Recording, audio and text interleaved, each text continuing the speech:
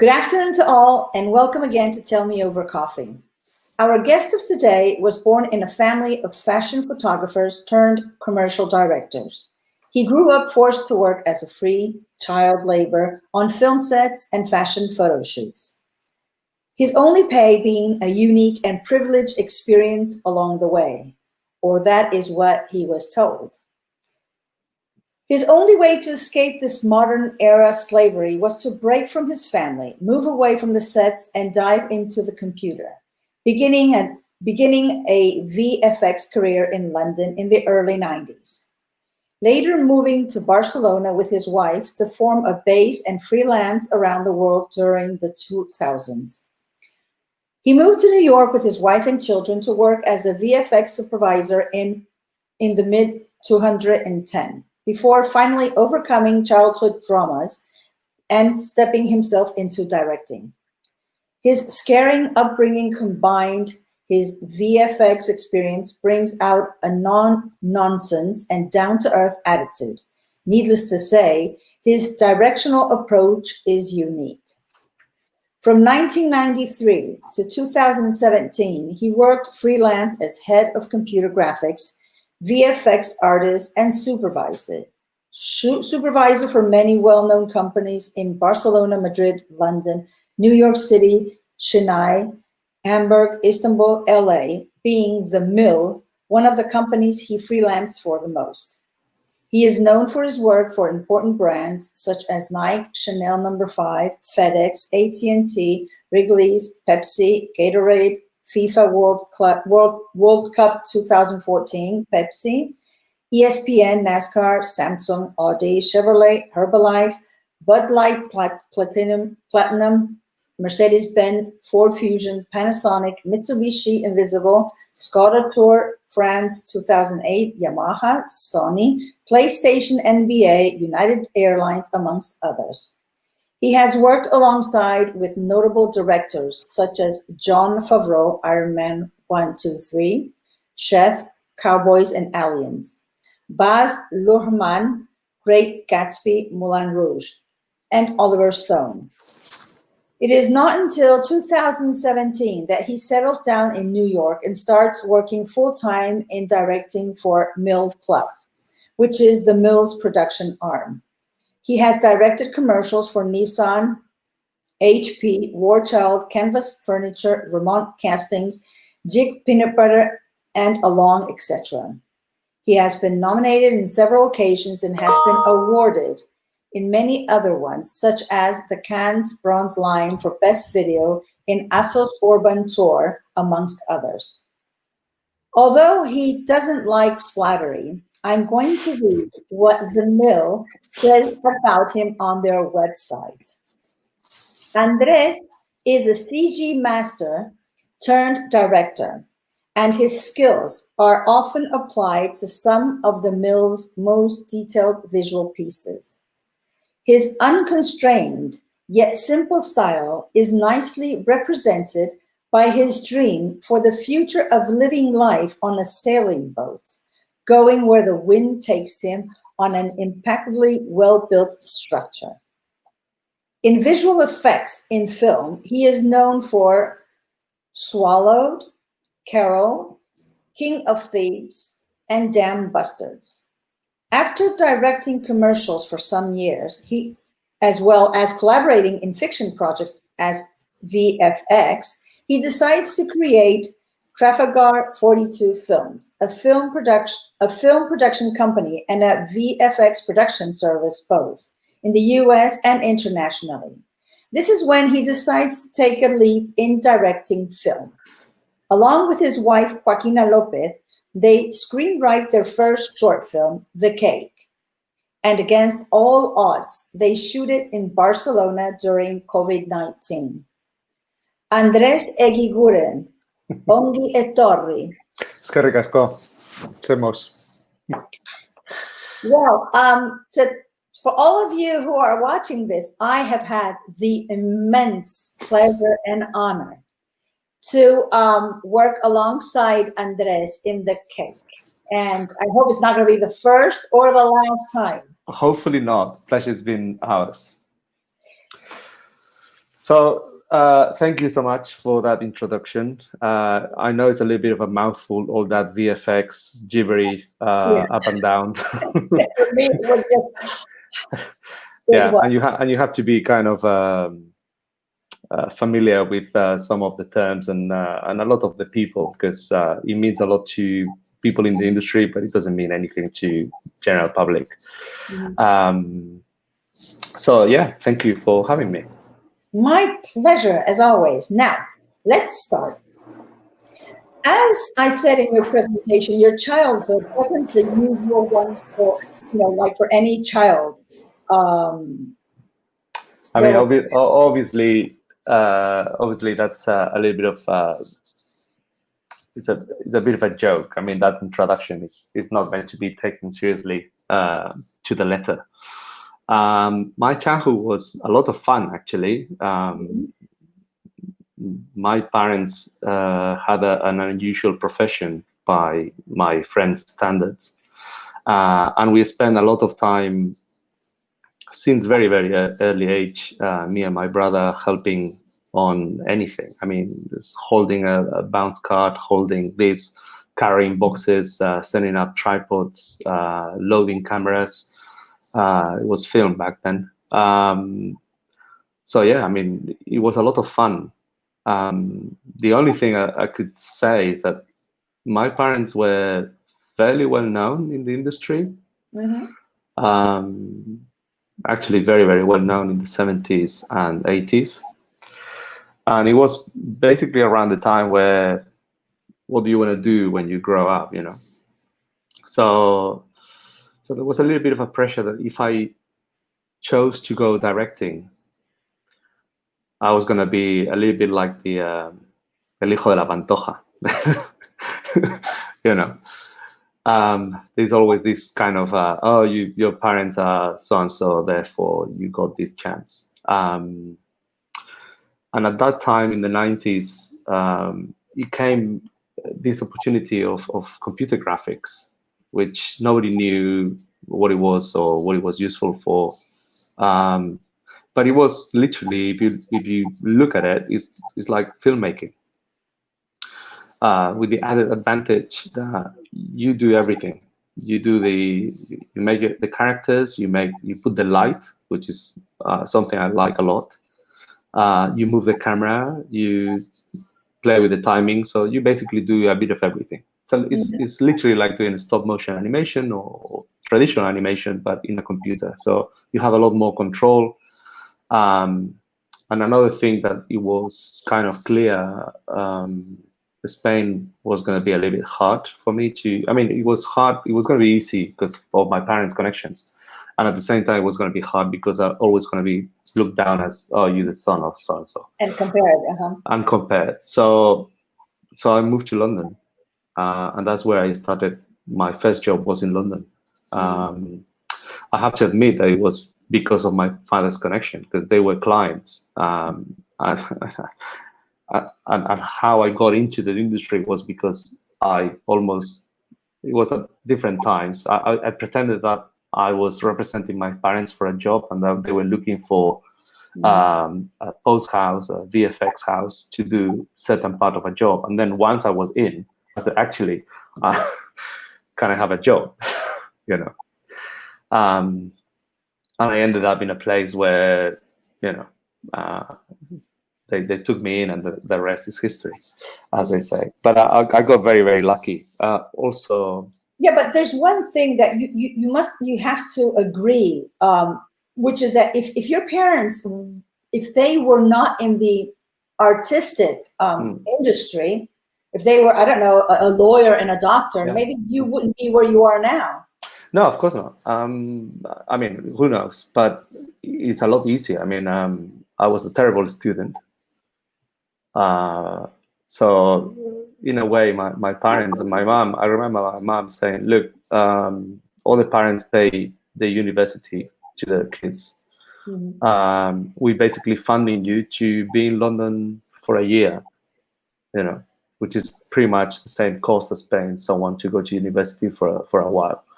And after 3 months in London, I was already working. So it was easier, a lot easier, because back then people doing VFX, you could count them with the fingers of one hand. Everybody knew everybody. All you needed to do was to go to the right pub and drop an ear, and suddenly, oh yeah, I do VFX too. And before you knew it, you were already talking to the head of VFX at big companies, because you were in the right path. Simple as that. Nowadays it's impossible. But that was 30 years ago. So yeah. True. So what else? Then VFX was a very long career, and it got to a point where, I mean, you don't get bored. It's actually very interesting. But what I enjoyed the most was going to shoots, supervised shoots. Going to a shoot and advise the director, okay, don't do this way, do it this other way, because if you do it this way, then you can do this, and that. If you do it the way you have it planned, then we won't be able to help you. And it was amazing to see how all sorts of directors, they rely on you heavily, super heavily. And then slowly you're thinking, well, what am I doing? I mean, I could be directing that commercial easily, and then chances are that you end up at the mill, and the mill sets up a production company, and the opportunity arises, and you go there, and and here we are. That was good thinking. As I said before, you worked alongside with maestros such as Jon Favreau, Baz Luhrmann, and Oliver Stone. Did they inspire you to take the leap into directing fiction? No, but they did help. I learned a lot. I'm just finding something else here on my phone. Just give me 1 second. Sure. Yeah, the thing with all directors, you learn something from each one. Like, for example, Baz Luhrmann, who did Australia and Moulin Rouge and Great Gatsby and these films. He's amazing on set. It's just amazing. The way he sets the tone, and how he included the whole crew. Until I worked with him, I didn't met any other director that he would just hold a whole meeting with. I mean, obviously you have time and you have the luxury of being him and all those things, but he didn't leave anyone behind. It wasn't like some commercials directors. It's like, oh, I only talk to this guy, and then this guy tells everybody else. It's like he got himself in the circle, surrounded by the whole team, down to the caterers, and explain the story. This is what we're shooting. This is what's happening. The girl comes this way. She's in this state of mind. This, that. He's playing the whole thing. And I thought that's actually a very clever way of doing it. You actually explain it only once, and everybody is listening. So there is no one has an excuse of, oh, I don't know. The director actually told you. So if you don't know, it's because you didn't pay attention. And then the way more or less, you're excuse me if I interrupt you, but more or less you are describing yourself. No, I wish. No. I worked with you, so yes. Allow me to say this. It's true. But that's something struck me, because I thought this guy is very clever the way he's done it, And then when he needed the relationship with the actors to be tense, he would actually start sharing a bit of a dick to everybody on set. So suddenly everyone on set was on edge. And then there was another scene, I remember, this was for a commercial for Chanel, number 5, with Giselle Bundchen. I think it was the last big one that they did. It was a few years ago. And then when the tone had to be kind of softer, he was just like more calm, and everything was okay. And suddenly everyone got relaxed and everything was flowing. And I thought, oh, look at him. He clever. other guys like Oliver Stone, you know, it's Oliver Stone. Hey, what can you say about him? You know, but it was so funny how he didn't care about time. You know, when you're doing a commercial, no matter who you are, you're very, very aware that you have maybe 30 seconds to cram 6 months of talking about it and developing the story and the agency and the client and everybody just like, and the more you talk, the story is bigger and bigger and bigger and bigger. And then you're thinking, how on earth I'm going to fit this in a minute? If you're lucky, 30 seconds is the standard here in America. In Spain, it's 20 seconds if you're lucky. So how are you going to do it? And seeing him not being phased by that, you know, it's like, I'm going to shoot the scene the way it is, and then an editor, it's his job to fit it in, you know. And obviously some things are not going to make it because there is no space. Mm-hmm. But instead of being you know, constantly reminded that this shot cannot be more than 2 seconds. It's like, look, the shot, the time, whatever time the shot needs, and then we'll figure out in editing how we make it work. And that was another one that is like, okay, I need to, you know, take a note of that, you know. And then there's a lot of other horrible people that you meet along this industry that you learn a lot. You know, it's like I know that I don't want to be him. You know, I remember a very famous director that should remain named, not be named, in LA. Granted that I arrived late to set, which is the one thing you cannot do, and it was for Super Bowl commercial. Mm-hmm. It was three or 4 day shoot. I can't remember now. It was the very first day, and I was flying from Barcelona, so my jet lag was terrible. And I remember that night I could not go to sleep, and obviously I fell asleep, like heavily asleep, like half an hour before I had to wake up. Oh my God. And I had a colleague banging on my door. It's like, where are you? Where are you? We have to leave. I had the keys of the car. I was driving. We had to find a place in central LA. We arrived there not too late, but you know, just enough when he was about to say, where is the VFX? And he was an idiot. I mean, bad for us to be late, bad for me to be late. But he was a complete idiot. He started humiliating people on set, shouting at people for no reason, and that's where you learn. Okay, you're not gonna get anything out of your team if you mistreat them. You know. Sure. If anything, you have to keep calm, and that's it, and everything will be fine. You know. Anyway. Yeah, I mean, I learned that's basically what I got out of going to shoots. Learn from people that they've done it for obviously much longer than me, that they are amazingly good, and that's what you get. You just learn as much as you can. Mm-hmm. Over the past 27 years, you have worked in a lot of commercials.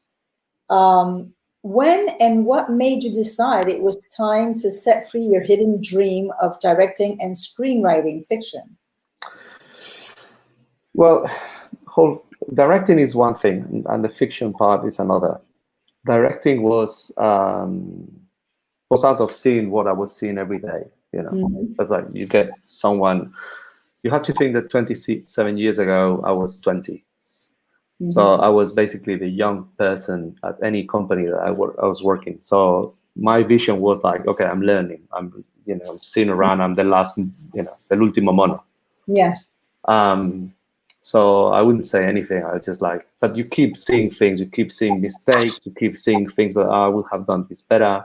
Yeah. As I said earlier, sometimes as a VFX, and especially with animation, that traditional directors, if they don't know animation in general or computer animation, they don't have a way of telling you how to do it, or they don't know. I mean, now obviously has changed, but back then it was very, very, very strange thing. People didn't know how to deal with it, so they would give you a lot of freedom. As like they would explain the shot, and then you would do whatever you whatever you thought was best. Mm-hmm. And that sometimes you give the opportunity, you've been given the opportunity to go ahead and do, you know, crazy things and see if it sticks, see if they like it. Mm-hmm. And slowly over time, you think like, why I'm listening to this guy who doesn't know what he's doing? Why is he directing? And that's kind of it's a seed that keeps growing in your head, and you start thinking, I should start directing, really, you know. Combination with going to shoots. Sometimes on a shoot, the director will say, okay, you take second unit and go and shoot whatever you need, because what's the point of you telling me what to shoot and I tell them what to shoot? This happens a lot in the US, where you arrive there and the director says, okay, you shoot it. And he goes for lunch. And he says to everybody, okay, he's shooting. And the good thing about it is that here they will respect that. Mm-hmm. It has happened to me in Spain, where actually happened with Oliver Stone, that I needed to shoot some plates, and he was just like, okay, just go and shoot. We have plenty of cameras. And the crew wouldn't respect it, and they wouldn't listen. You know, it's like, look, right now I'm directing this piece. You know, forget about Oliver Stone is over there shooting something else, and he's just told me to shoot this. You have to do what I say. You know, for many reasons, but one of the reasons because he said so. Anyway, yeah, it grew organically. You kind of start seeing what's going on, and then eventually, slowly but surely, you start thinking, okay, I should move into directing, which is something I always wanted to do anyway. And yeah, then, but directing commercials is not the same thing as directing fiction. no, but I have a very low amount of patience. I get bored very, very easily. And every time I worked in VFX for films, I got really, really bored. I just couldn't do it because it's basically talking about months at looking at one shot, literally. That's not for me. While commercials, you get a commercial in and out in maximum 8 weeks, you know. So that's my attention span. As you grow older, you get a little bit more patience, and you learn that, okay, you cannot rush things, and that's when you start seeing other things, and that's when you start thinking, oh, maybe the whole fictional thing is, I have to admit, is almost by chance, you know. The truth is that now I'm hooked. You know, I got into it almost by necessity, but the need was to have a piece on my showreel that was not a commercial, that had actresses acting rather than a talking bear or a singing duck or a spaceship, which, you know, there's a very long showreel that people can watch and find, okay, yeah, you can do that. But in order to get all the gigs, all the jobs, all the projects, you need to show that you can work with people. It's a little bit like the chicken and the egg. They're not going to give you a job with acting unless you have done one with actors. And you cannot do one with actors because no one was going to give it to you because you don't have anything on the show to show that you can do it, or very, very little. So it's like, okay, well, maybe we have to, you know, take it from a different approach. And the different approach is like, okay, no one's going to give us the opportunity to do it. So we have to create our own opportunity. And I have to be honest, I went into it quite reluctantly. It's just like, oh, you know, I don't know. It's almost like doing homework. You know that you have to do them. It's going to be good for you, but you don't really want to do homework. And the experience has been amazing. You know, it's I really enjoyed it, and I can't wait to. I mean, these things, the only downside is that it takes a long time to get one off the ground and ready to be shot, and then finish it is a very long marathon. So I don't know when, but I'm itching to start something else. You know, go for the next one, which I don't know what could be, but first we need to finish the cake, and then we'll think of the next one. I mean, it's not. Yeah, it's not a race. I think this is just like tattoos. See, maybe, yeah, you get one. About getting one, and it takes you a long time. But once you have your first tattoo, you go for the second, for the third, and you have to stop yourself because otherwise, I mean, you'd just be full. Well, you ran out of skin, I guess. Yeah. But in this case, I think it was great. Sometimes, I mean, there have been great creations that have been many years thought of, worked on, etc. And then there have been others that have been made just from the top of the head. Let's just do it and get on with it. And they were really booms. And so I just, I think the cake is a boom. It's your boom. It's our boom. You biased. No, it's true. It's true. I mean, I really, I'm a very direct person. If I don't like something, I'll say it. And if I like it, I'll say it. Because that's me. I'm very much like that. I mean, I don't like the bullshit. That's the thing. So, well, let's go on. We're not just going to give a whole bunch of information yet. So, why did you decide to create your production company, Trafalgar 42 Films? Okay. First, because legally, I mean, there's not an amazing story behind it.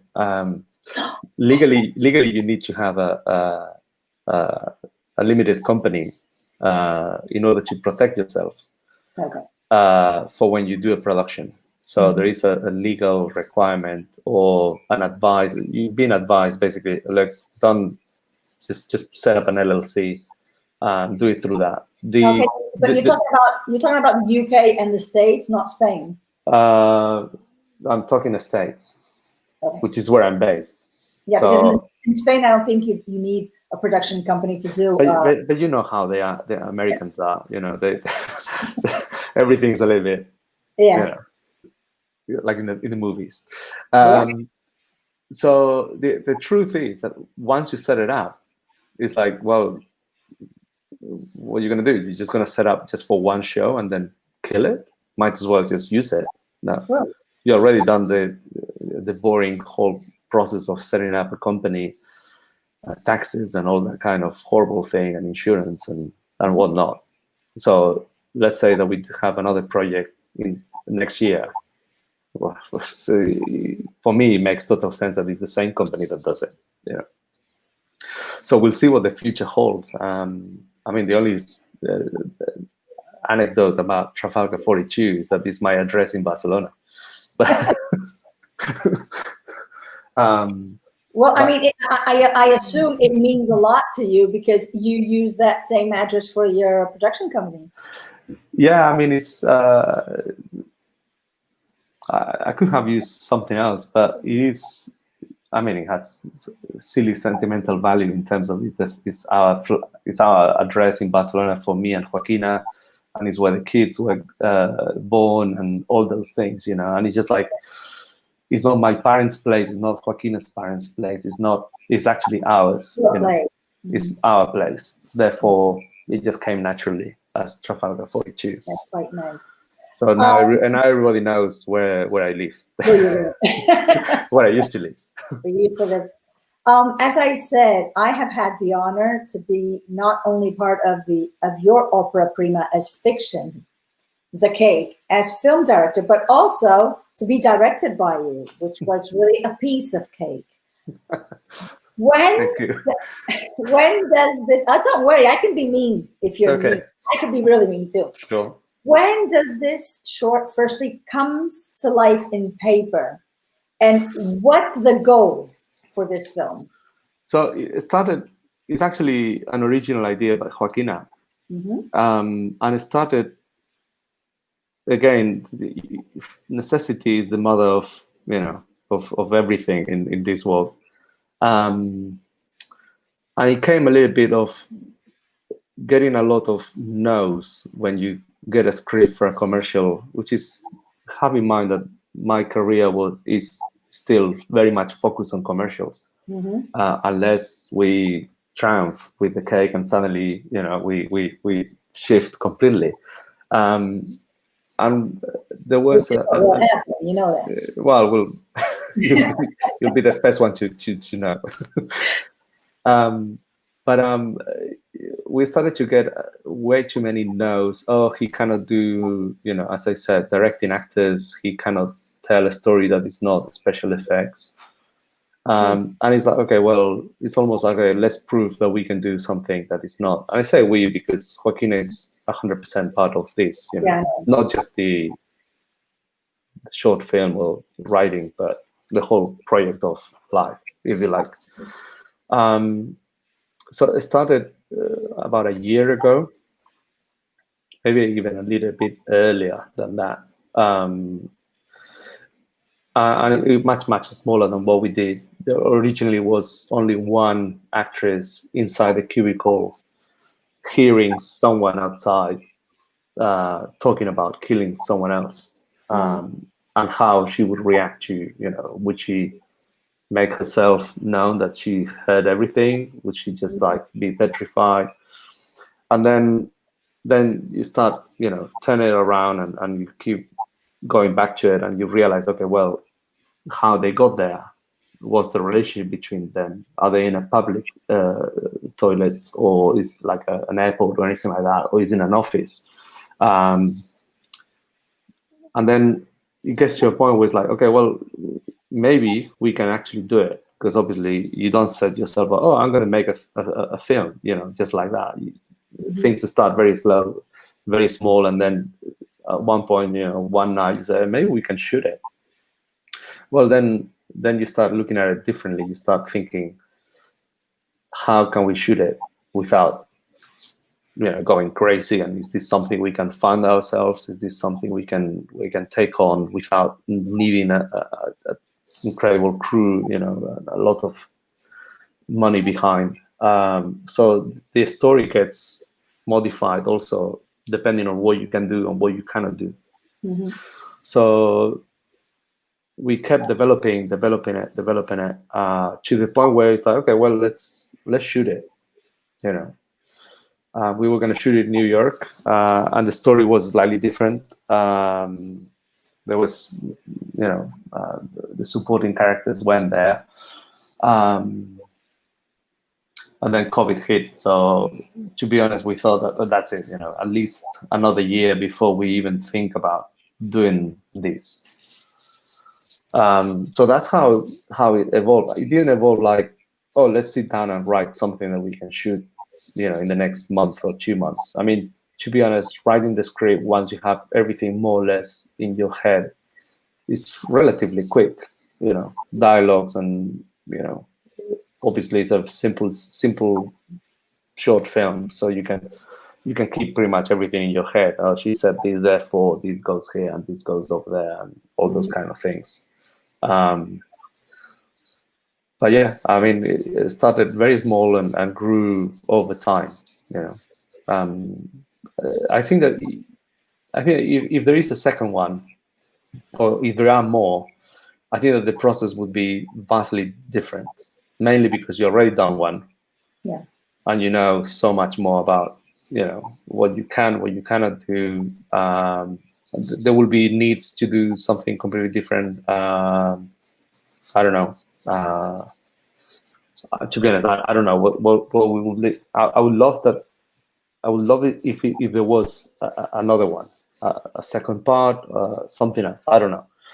But I would imagine that the writing and the coming about the story would be vastly different, just because this one came like almost like a dream. You dream of winning the lottery and what we would do with all the money, and it's a bit of a fantasy. And suddenly that fantasy became more and more like, okay, actually we can do this. That's how it happened. I would say. And what would the goal be for the film? What would you like it to be? To be honest, I'd like everybody on the crew to benefit somehow from the film. Oh, we will. That's for sure. We will. But what would you love this to get?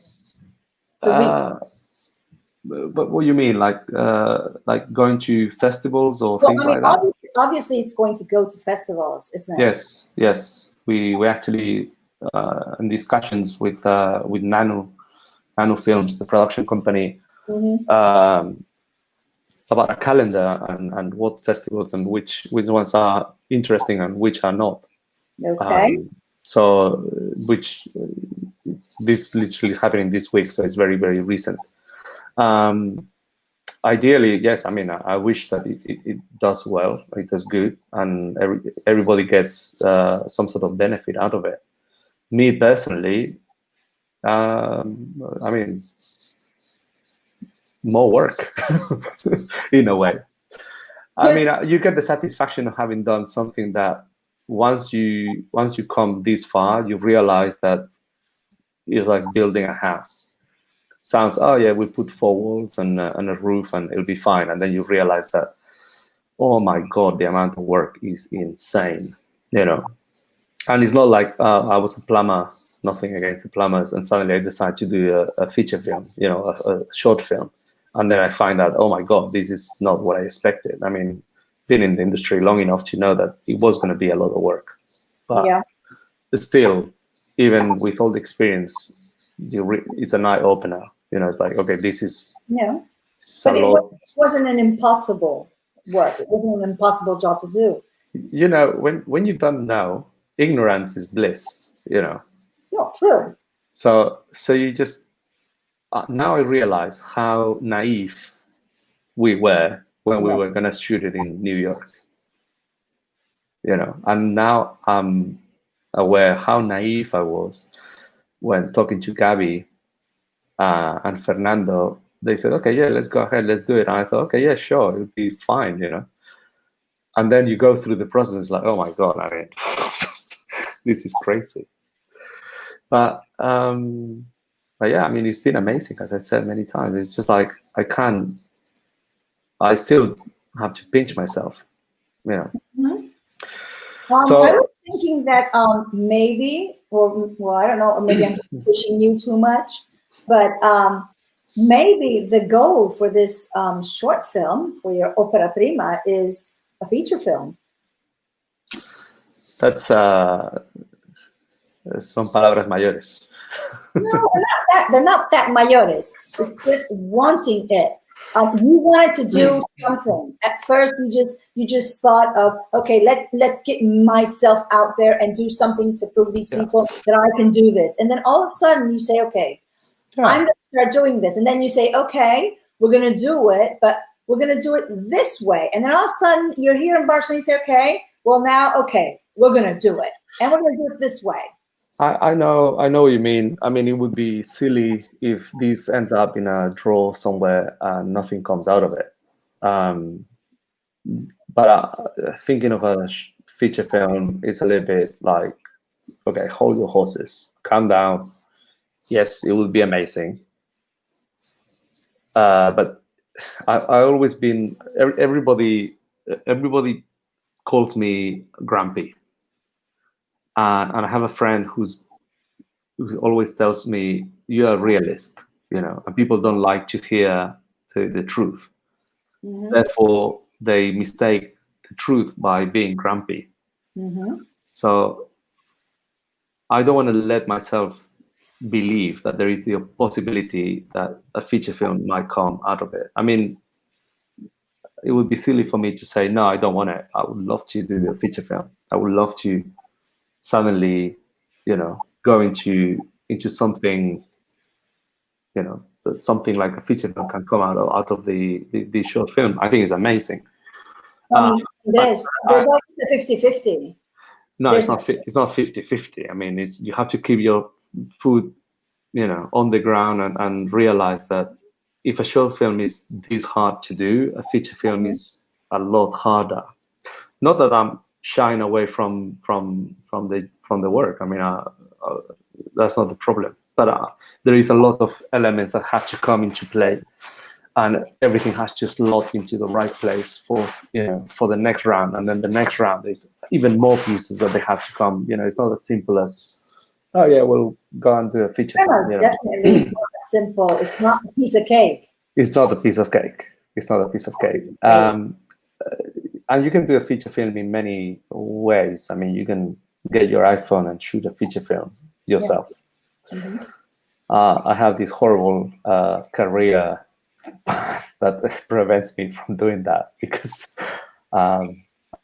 yeah, it's when you've been for so long in the commercials.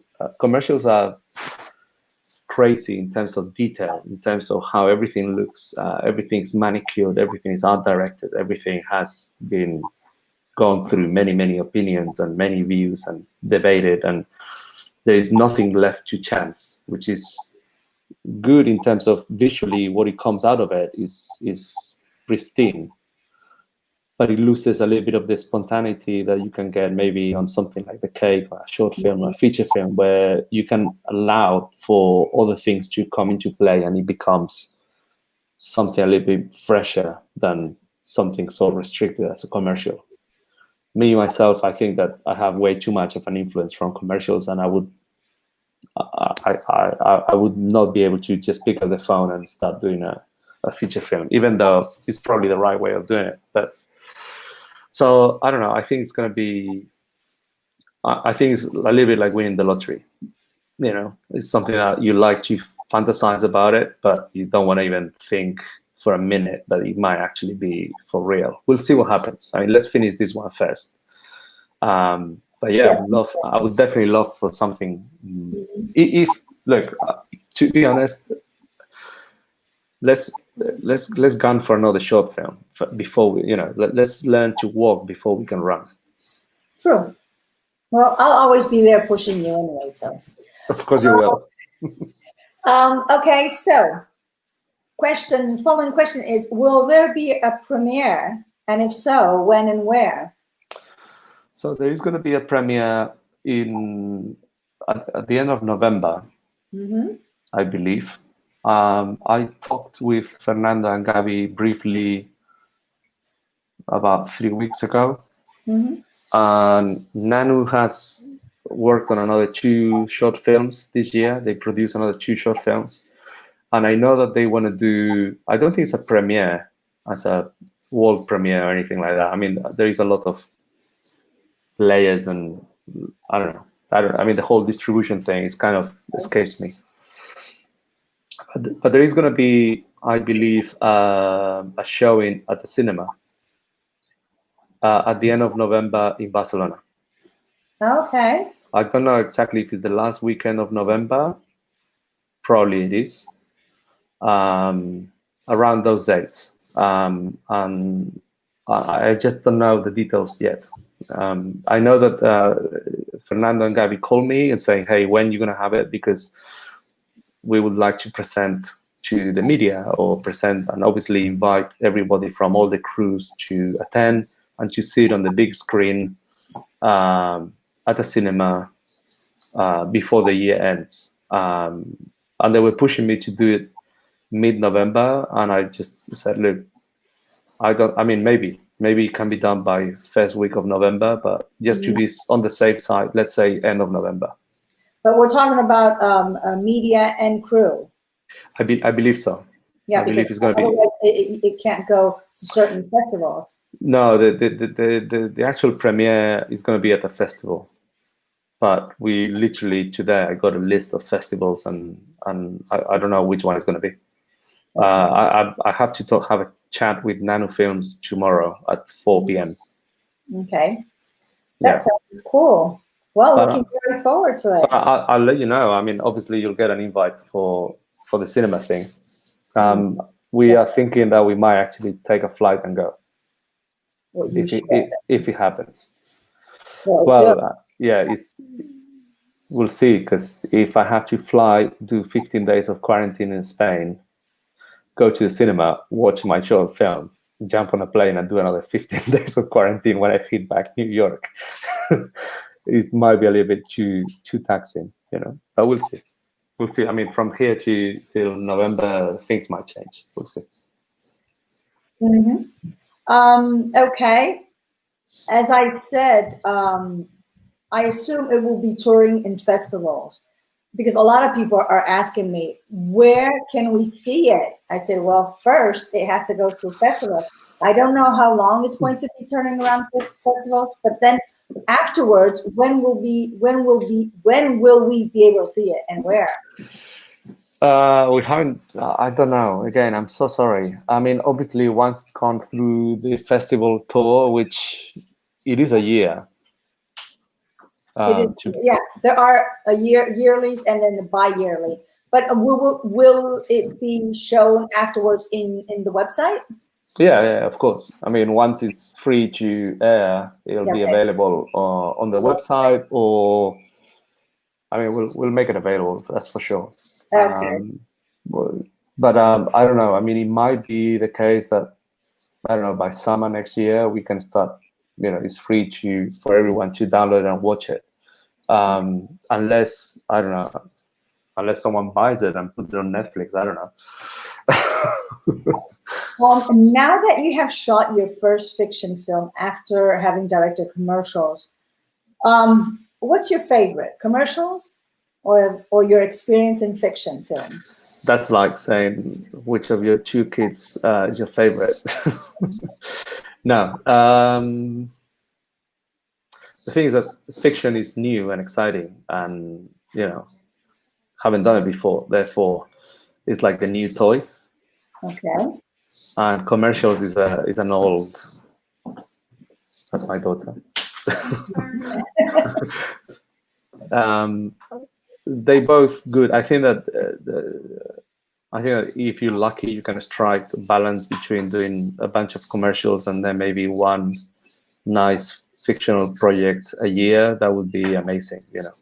I think that too much of one thing is not good. Yeah. So little of another is not good either. No, exactly. But at the moment, the fiction thing is the new toy. So it's like, ooh, all excited about it. Yeah. Nowadays, many productions are for digital platforms such as Netflix, HBO, Amazon Prime, Apple TV, etc.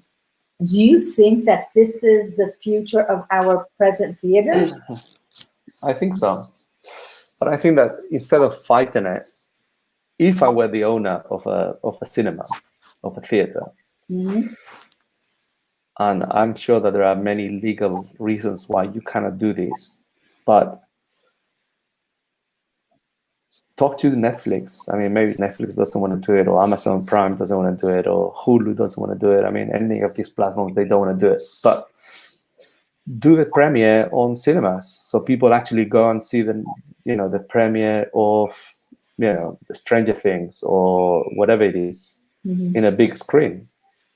And there's always going to be people who wants to. I mean, a lot of people obviously get the convenience of being home. You naked, you press play and plays, and you do whatever. You stop it, you go to the toilet, you come back, you play it again, you fall asleep, we'll watch it again tomorrow, whatever it is, and that's convenience.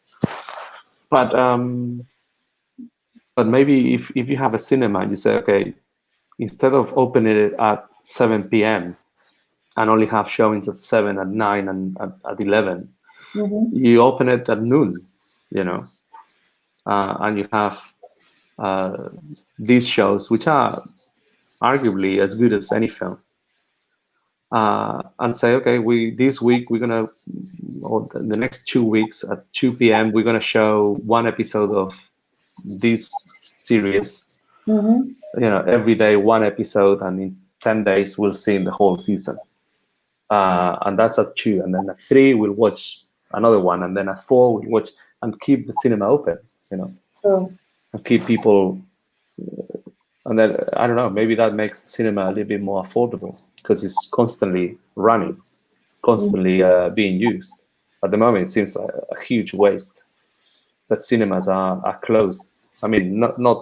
I mean, now they use them a lot more than when I was young, but still, I think there are too many restrictions. Here in Spain, I think it's always been a question of of the tax, the IVA for culture has not gone down, so it's still expensive. But then on the other side, when on the other hand, when you see every now and then they do the theater festival, and it's 3 days, 3 straight days for €3 every day. Sure. Why can't they do this from Monday to Thursday, and then Friday, Saturday, and Sunday just have the normal pricing? Do you remember sometimes when you see on eBay? Mm-hmm. I'm coming from a completely different angle now. On eBay, you see I sell. You kind of resell tickets, right? On eBay, you need a license to do resale. So the way around it is that you sell a matchbox, or you sell a paperclip, and if you buy the paperclip, I'll give you 2 tickets for free. Okay. So the paperclip is $200, and the tickets come for free. So maybe going to the cinema is free. So there is no VAT, there's no IVA. Yeah. And then you get the money by selling other things in the cinema, or call it something else. Yeah. But that gives you at least the option of, I mean, and maybe not everybody will buy sweets or will buy popcorn or anything like that, but at least you'll have people coming into the cinemas. It's exactly the same thing that Netflix and all these platforms does. You only pay $14.99 a month or whatever it is, and then you can watch as much as you can, which is impossible. You know, everything is there for you to watch, but there are not enough hours in the day for you to watch everything. Therefore, you cannot consume. It's exactly the same thing as a buffet. You know, you can eat as much as you can, but if you eat everything, you'll die. So you cannot do it. True. Netflix, I believe that this is like the classic drug dealer thing, where the first taste this up for free, and then they start charging you. So I think that now it's $14.99. In 3, 4, 5 years time, for that kind of money, you'll have commercials that you cannot skip, because it's a computer, and they can control it. And not only that, they can put I mean, Hulu does that in the US, where they won't break the show. Before the show starts, they give you an option. Either you give me some information, like I show you a commercial, did you like it, did you not like it, how likely you are to buy it. So it's actually information that they can use, because obviously they know who you are, they know your bank account, they have all this, because you're paying a subscription for the internet. So all this information that they got. So either you tell me, you give me you answer these questions, or you watch another 5 commercials if you don't want to surrender your opinion about this, and then you'll watch the show, you know, and the show will be fine. And I think that in one way or another, Netflix, Amazon Prime, all these people are going to do this sooner or later. So commercials are coming back. You know, they're not going away. People need to be reminded that there is these products that they have to buy. So I think that, I mean, I don't know. Right now, I cannot fix the problem with cinemas, but I think that they are underutilized. And I get it. I mean, if the government imposes a huge tax on going to the cinema, maybe you have to be a little bit more you have to think it differently. Like in the UK, a long time ago, my brother used to pay a flat fee. I think it was, I don't want to lie, but £30, maybe £60 a year, and you can go to the cinema as much as you wanted. In France, there's one they do this too in France. Which means that you're paying VAT or IVA on a different scale, because and as soon as you go to the cinema, and the cinema has regular price, so if you go on your own, it costs, I don't know, whatever it costs these days. But if you have these cards, which they give you like a membership card, you just go there, swipe it, and off you go. You can go as many times. Again, you cannot go every day and there's probably someone who goes every day to the cinema, to all the shows. but also there is not that much to see anyway. So, and that's Well, one way of having a revenue that, and a lot of people will pay and not go. It's like a gym membership, you know. true. Yeah, that's what I would do. I'd pay for the gym and not go. Well, And yeah, but then on who the hasn't done other, that? yeah, but I've done it 3 or 4 times already. So I just Same I'm not here. going to do it anymore. That's it. Same And, here. yeah, but as you say, I mean, I love film. I love it to the bones. But you're not always in the mood for film. You're not always, willing to do, because you have other things to do. I mean, life is just not being in front of a screen. So as you say, it's true. I mean, I have Netflix. I have HBO. I don't watch it every day. No, of course not. I don't. So I think that I hear the cinema, the theaters, crying over the whole thing, but maybe they can fight it creatively, like Yeah, cinema is free. have a plan B. They should have a plan B, because so the entry fee is €1. Yeah. Yes, you pay VAT on €1, so it's 120 instead of €1.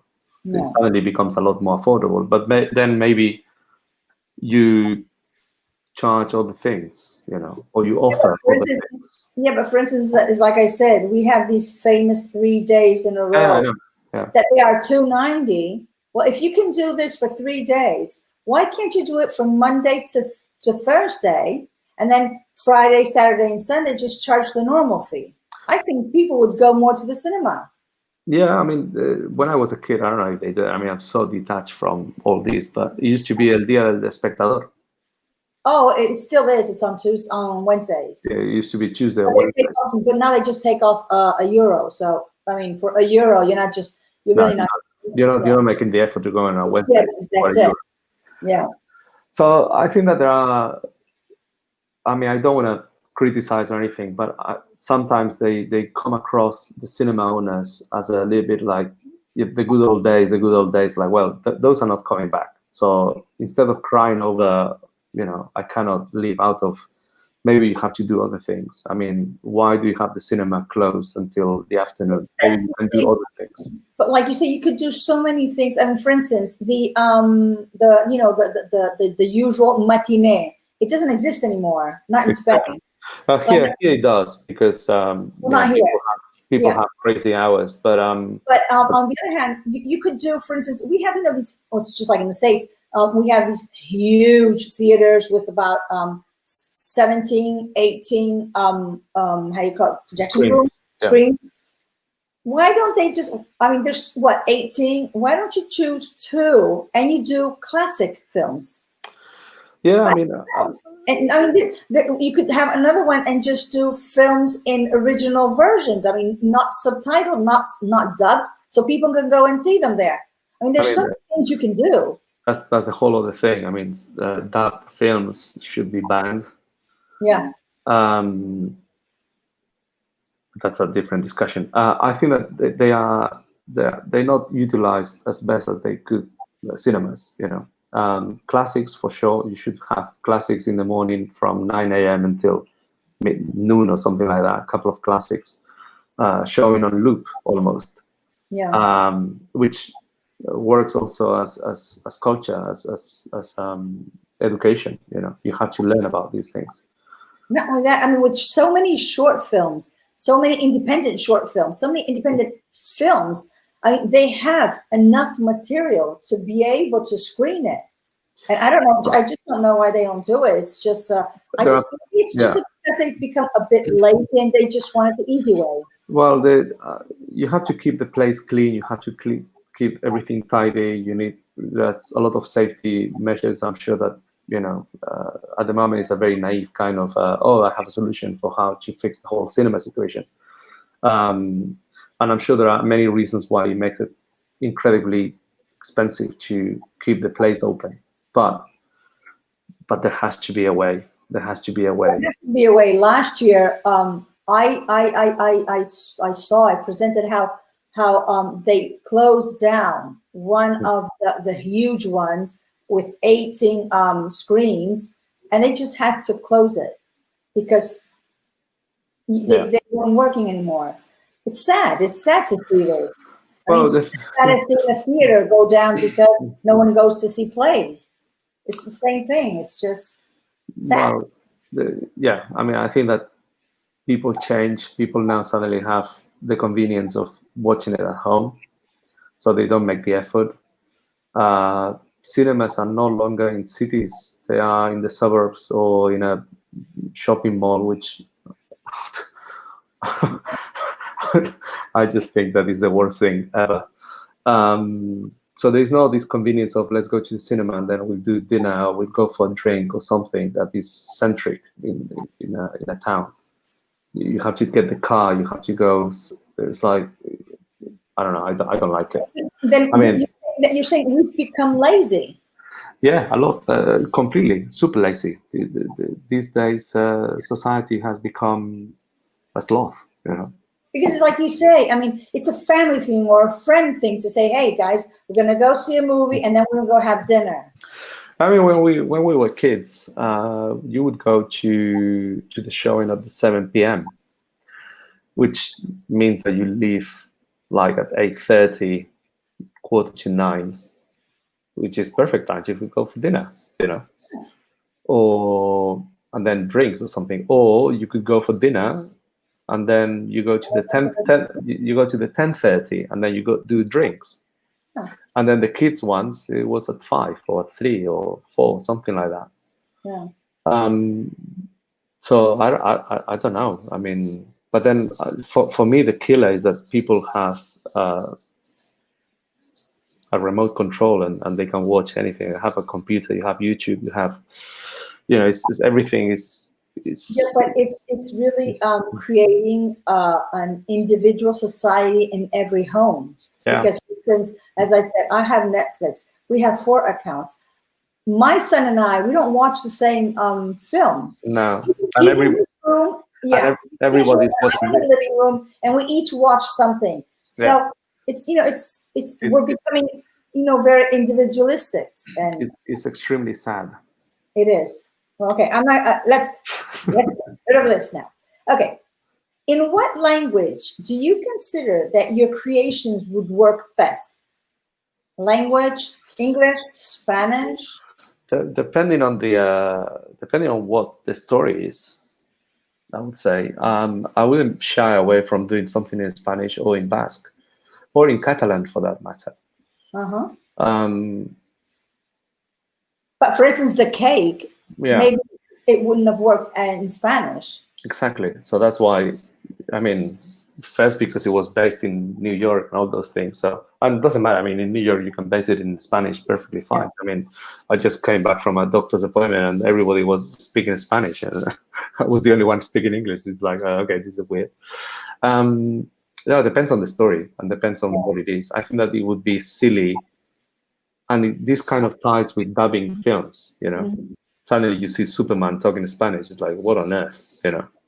And everybody in New York speaks, and then you see characters traveling from one place to another, and they all talk exactly the same. And it's just that doesn't add to the story at all. It just takes from the story. So depends. I mean, if I were to shoot something in Spain that happens in Spain, shoot in Spanish for sure. And the same if I do shot something in País Vasco, I'll just shoot in Basque. Yeah, I mean, you can even introduce characters that say, I don't understand what they're saying. I mean, maybe a friend helps translate, you know. So they just make it into the story so that it makes sense, yeah, rather than putting subtitles, or which, by the way, the cake is going to have subtitles. I'm trying to decide whether to do subtitles in Basque also, or in French, or we'll see. Well, I mean, for festivals, normally, usually, unless it's a French festivals that requires it be subtitled in French, you can just go along with the English. Yeah. I mean, these days, I mean, vast majority of the population has adopted English as at least as a second language in one way or another, you know. What three this is going to be a hard one for you. What three qualities do you think a filmmaker should have? It's funny because everybody tells you that you have to be a stubborn son of a bitch, and that you have to be very, very selfish. And I think it's the opposite. But then that's me, you know. I think that if you are a selfish bastard, that only is your vision, your vision, your vision, that's a very narrow vision. It's only your vision. And I want to believe that even the great masters, and has nothing to do with film, but Picasso or Goya or anyone in music, if they only were listening to themselves and looking at their own, you know, all the time, they would not, you don't advance. You just become completely paralyzed. You need influence all the time from everywhere, and you see new things, and then you apply in whatever you do, you know, whether it's filmmaking or embroidery, I don't care. So this kind of oh, look what I've done, how wonderful I am, and how great everything I do is, I'm not interested in that. And there is tons of that. There is tons of that. There is tons of directors that you meet that they are just like, what on earth, you know, who the hell do you think you are? Going back to, you know, working with John Hillcoat or, you know, Baz Luhrmann, all these people, Oliver Stone would listen to you. They would, none of them, they would say, excuse me, do you know who you're talking to? And this is how we're going to do it. Like, they're all interested in listening to what people have to say, because they might have a vision that he hasn't thought about it. And there is a better way of doing it. And then the product becomes better. That doesn't mean that suddenly someone else is directing, but you were going in this direction and suddenly says, oh, actually, you can go from here and you see this and some, and then, oh, okay, I didn't know, you know, great, thank you. So that's one. As I say, 4 eyes always see better than just 2. Exactly. So I think that one of the things that you have to have is just not have too much of an ego, you know. Second one. Just enough that you know you still count. Yeah, of course. I mean, look, a shoot is like a military operation. And everybody knows their place, and everybody knows that. But they need to have, but the whole team needs to have a direction that we're going to. And as a director, you're telling them, okay, we're going this way, and everybody, okay, fine, we'll go this way. You know, that doesn't mean that you say this way, and someone says there's a rock in front of you. You say, okay, well, maybe we go around the rock. You know, that's all it is. So ego is definitely something that I think that you have to leave it at home. Better if you don't have it. That's it. I don't think I can think of 3. Okay, now let's go to the other side.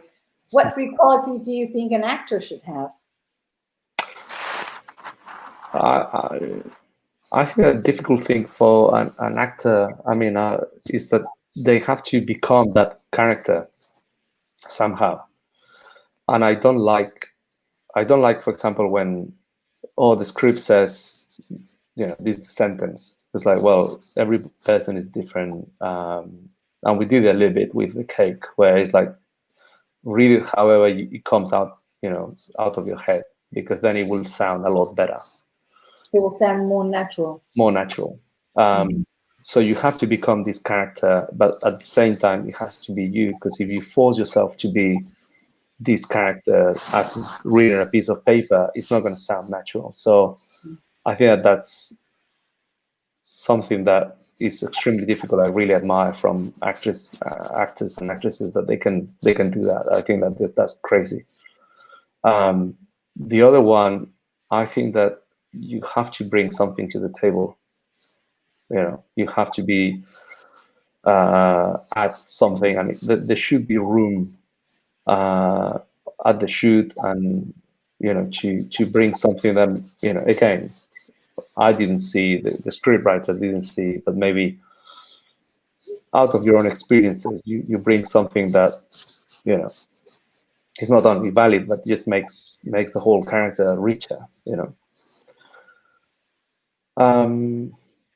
And then just being able to listen and which again, I think that's really difficult. Just being able to follow direction. I think that's crazy. But actresses and actors, they do it amazingly, you know, most of the time, which I think is great. So yeah, those are the things that I really value on someone who's acting, you know, being able to get into the shoes and at the same time, you know, it's just striking that balance of, which is so hard, but striking the balance in between becoming another person, bring something to the table, and also be yourself at the same time, you know. Otherwise, if you suddenly can go into any character, you know, all you need is just one actress for all you know, every actor, every actress brings something to each character, and that's what makes it richer. So yeah, I mean, at the end of the day, it's teamwork, and it can only work if it's teamwork, really. I mean, that's another thing that people say about you know, the whole when they the director is like, yeah, sure, the director, but it is a huge team effort, you know. Doing any production is a huge team effort, and if the team doesn't get involved because you're being a dick, or you know, that's on you. You have to squirrel. That's another difficult thing. It's just making everybody just work in one direction. But it's not like you're not a dictator. You know, you have to make people want to work and want to bring the best out of themselves into the production. So yeah, it is a team effort for sure. And the same with actors. Yeah. Well, I can say that you did a great job. You did a great job with the teamwork. I'm just being honest, as I said. You know me a little bit now, Andres, and I always speak my mind. You did a great job. I've worked in so many projects.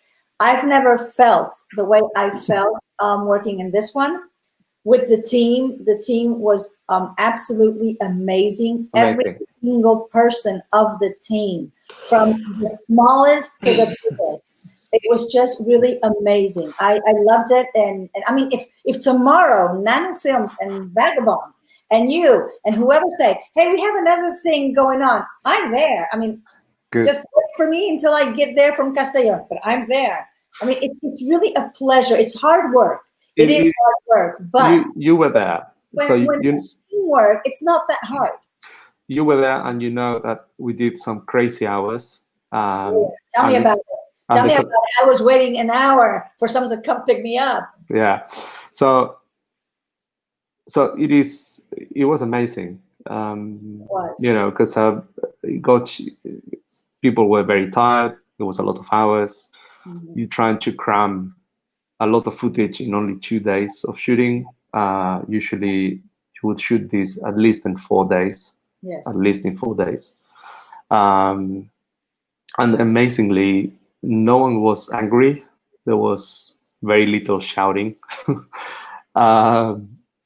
Everybody was happy. Everybody was willing to work like crazy, absolutely crazy. There was not a bad face during the whole production. It was an absolute pleasure. I mean, it was, I'm blown away, blown away. Yeah, me too. I mean, as I said, for me, it was the first time I was shooting a short film with a feature film team. It's true. I mean, that's how it was. It was really, really great. I remember you coming to me like, okay, this is a little bit confused. Like, okay, what's this? Yeah, I wasn't expecting so many people. All of a sudden said, "What are we doing here?" So many people, and but it was. I mean, and what I really loved is that we did have that talk. We all had that talk, and everyone knew from minute one what they were supposed to be doing. And yeah. There was no need of repeating or being a kindergarten teacher telling everyone, hey, you got to do this, hey, you got to do this. Everyone was super professional, you Yeah. know. Definitely. So you can't ask for anything more than that, you know. I was really this is really going to be a thumbs up for all the production team, because we did have our party, and Yes. that's when we really got into I mean, because obviously everyone has to understand that we only had 2 days to shoot, so everything was, you know, already a puzzle, already set up, and this is how it's going to be done. But then when we finally relaxed and we could have our party, that's when you get to, you know, to meet the people really and talk to them, everyone. I was so surprised and so amazed when they would come and tell me, oh no, this is my first job. And I would say, really? And I thought you've been doing this for forever. I think that it was very good from Nanu and Vagabond to use, I mean, for everything that they've done, and they still do it, but for the shoot, I thought it was very smart to use this opportunity to give that first chance to people who were finishing the studies of film studies, or just to be in a production. There were some key people that they were very experienced. Of course. But then there was another layer and another layer of less and less experienced people. But I was so happy that a lot of people were the first time in a shoot, or one of the very first experiences on a shoot, and they could see something that is not just a student film, but has a little bit more of a structure. There is a production company. There is there's call sheets. There is, these procedures that they are common to any shoot, whether it's a commercial or feature film, that, that's how it's been proven for 100 years. That's how you make film, So that was amazing. I thought it was very smart, It was not only very smart, but when you trust someone and you rely on the person saying, okay, this is the project, I would love you to be in it. All of a sudden, even though it's their first job, they do the best of their best. Yeah, absolutely. Work, and you can see it. You can see it as a result of the people. I mean, for me, I thought I'm still studying. This is my last year, and things like that. I said, what? Really? Yeah. I thought you were, no, this is my first job. And I thought, well, hey guys, congrats, because you really had me on that one. I thought you were all professionals, and most of the young ones said, no, we're finishing. I said, well, congratulations. You all did a very good job. I'm proud of you guys. I mean, it's really cool. I mean, I thought it was very smart from Vagabond and Nanu to do it this way. Obviously, it makes things easier for short film, which there is no money. But I mean, that's the only way of doing it, I think. I didn't think about it until it happened. And it's like, okay, it makes total sense. Yeah, but as you said, we did have the professionals in the key positions, and then obviously you have to start somewhere in life. But that's where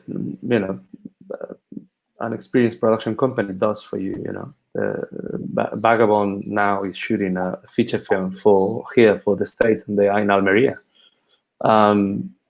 These people, it's not their first rodeo, so they really know.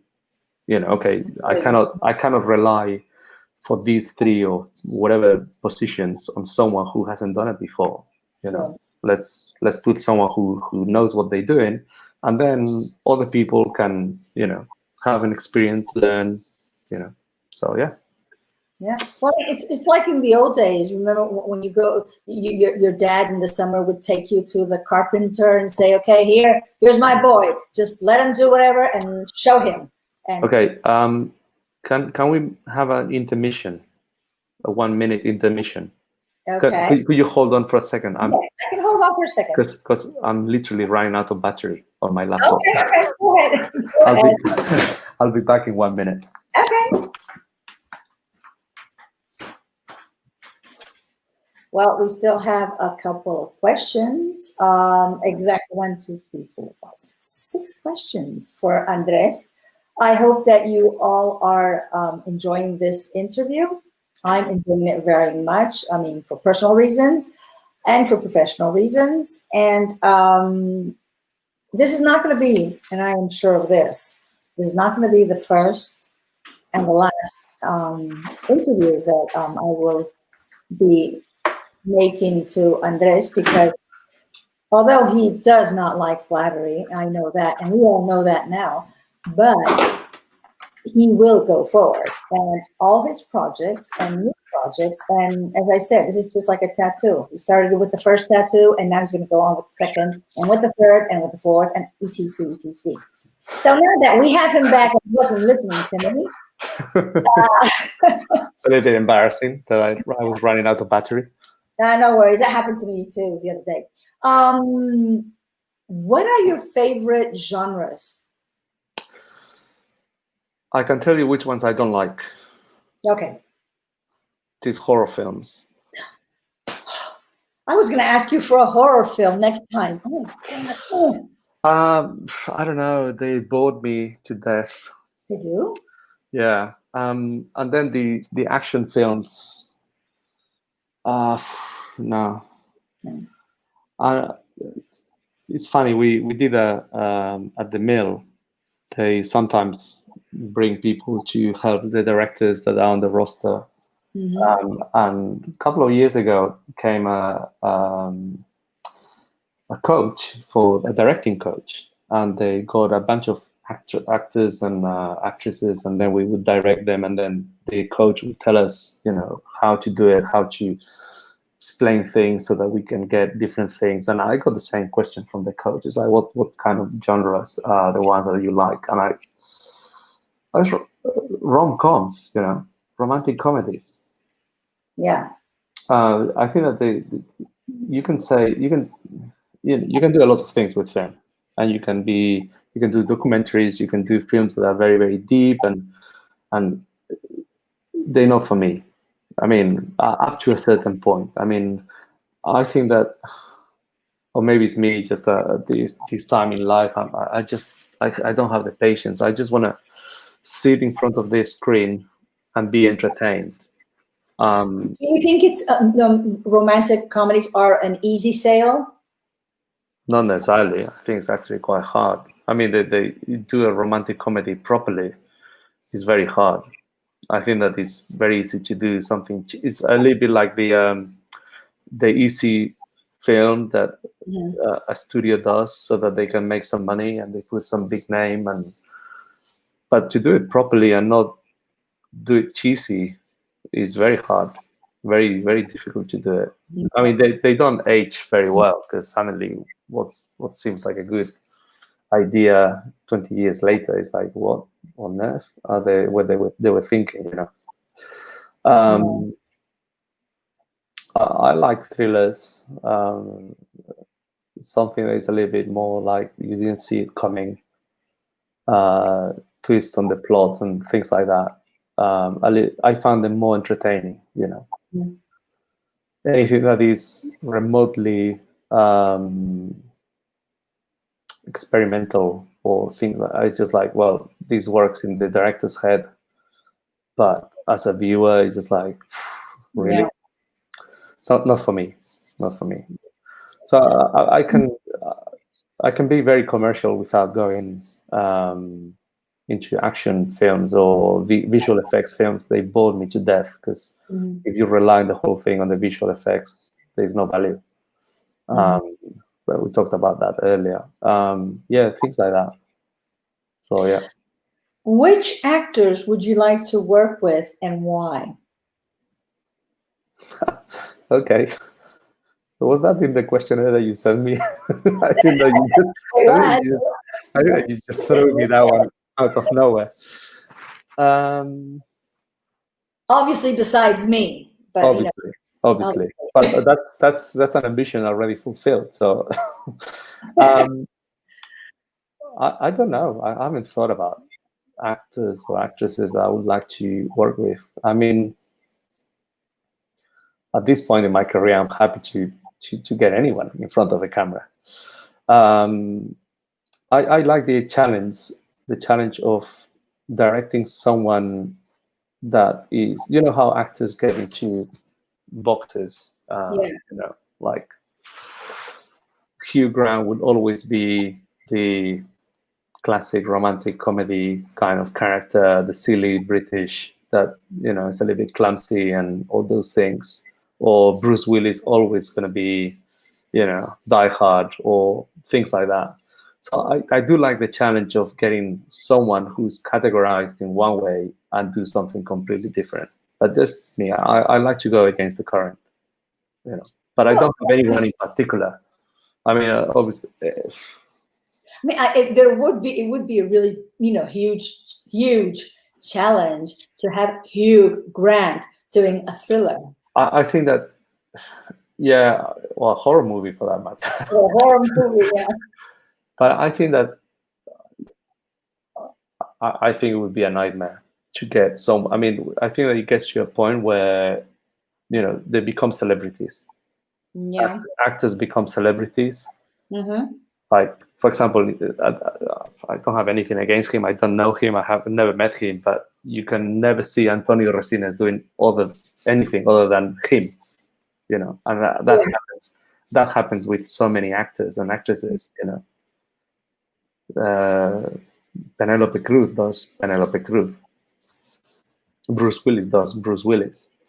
You know, you can't see past the person because they not only actors, then they have a celebrity life, or they so well known that you know them in different kind of, and then you see they so recognizable. You know them so well that when they act and they bring something from themselves into it, because you know their life, suddenly it's like, well, I'm not seeing the character, I'm seeing the person portraying the character.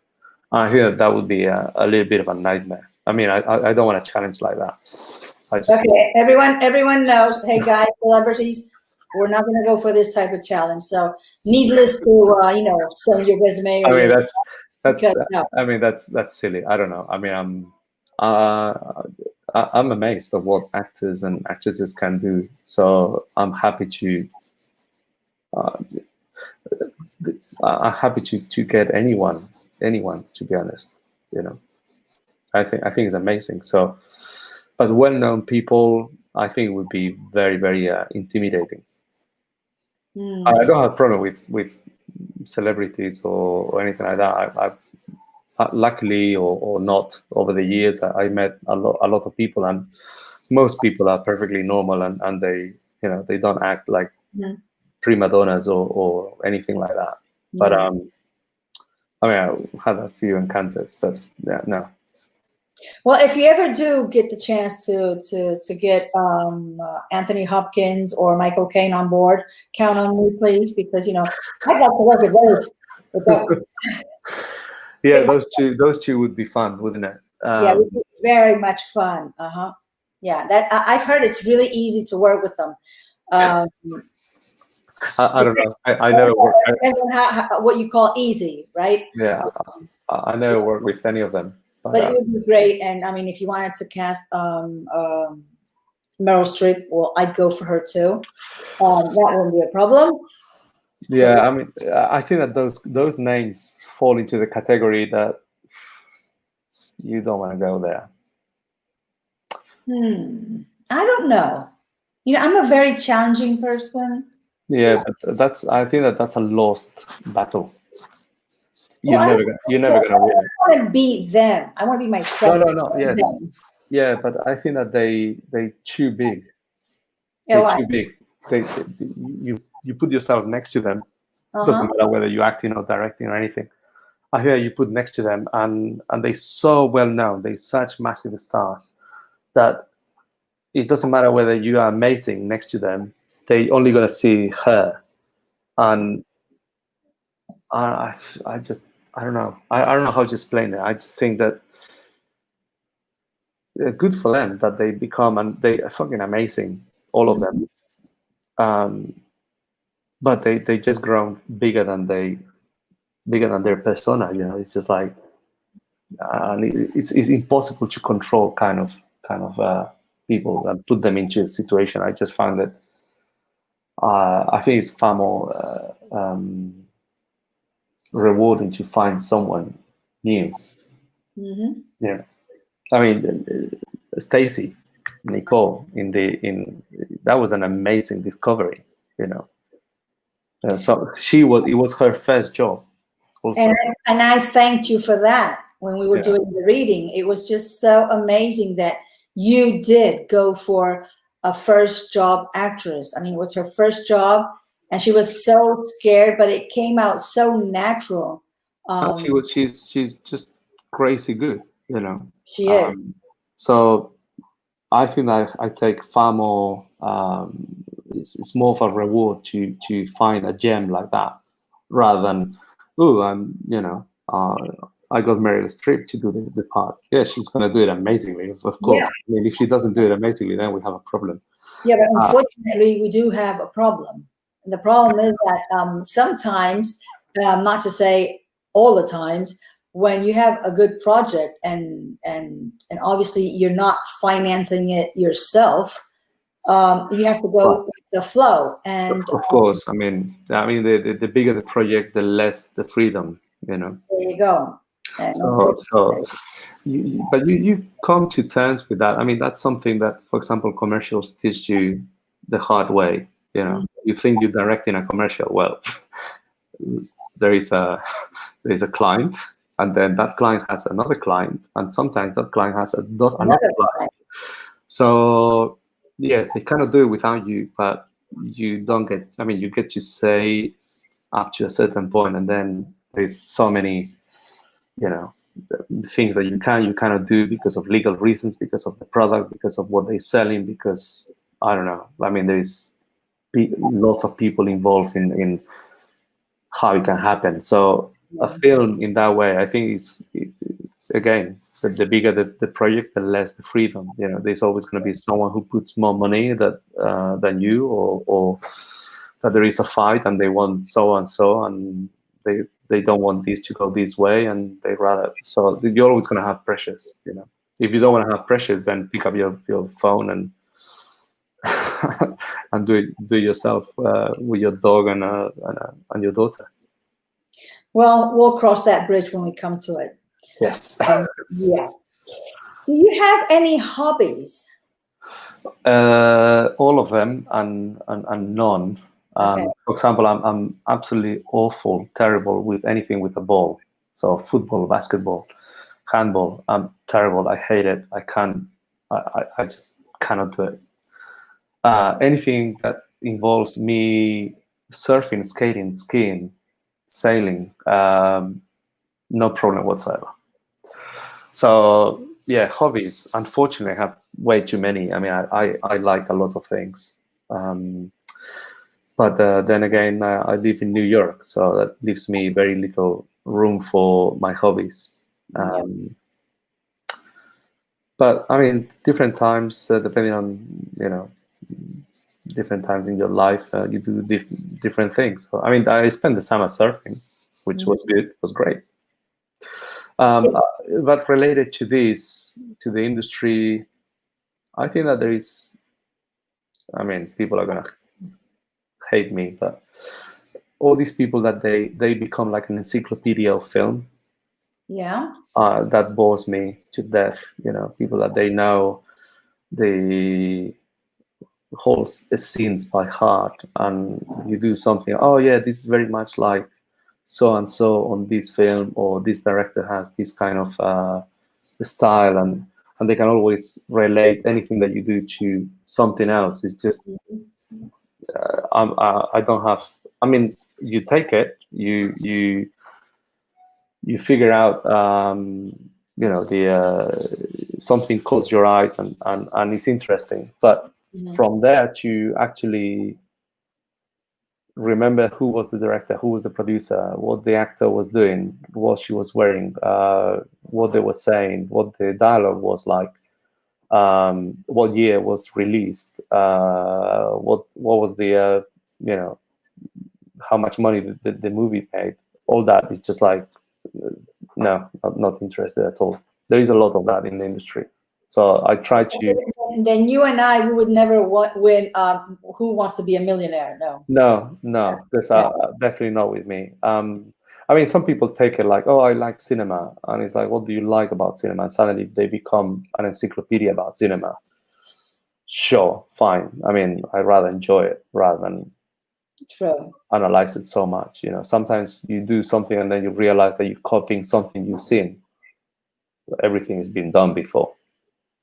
Well, everything's been invented already, so there's nothing Yeah. new.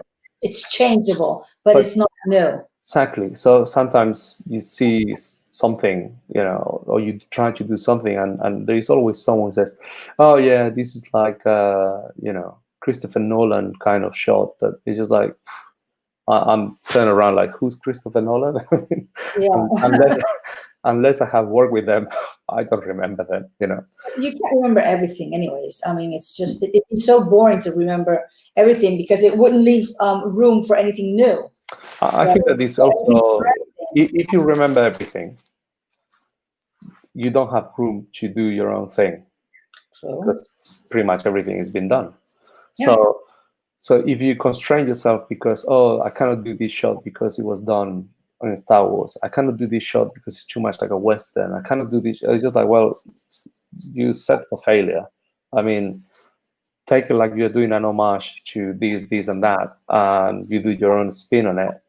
Or, you know, or you like that, and then you like that, and you put them together, and then maybe they work, you know.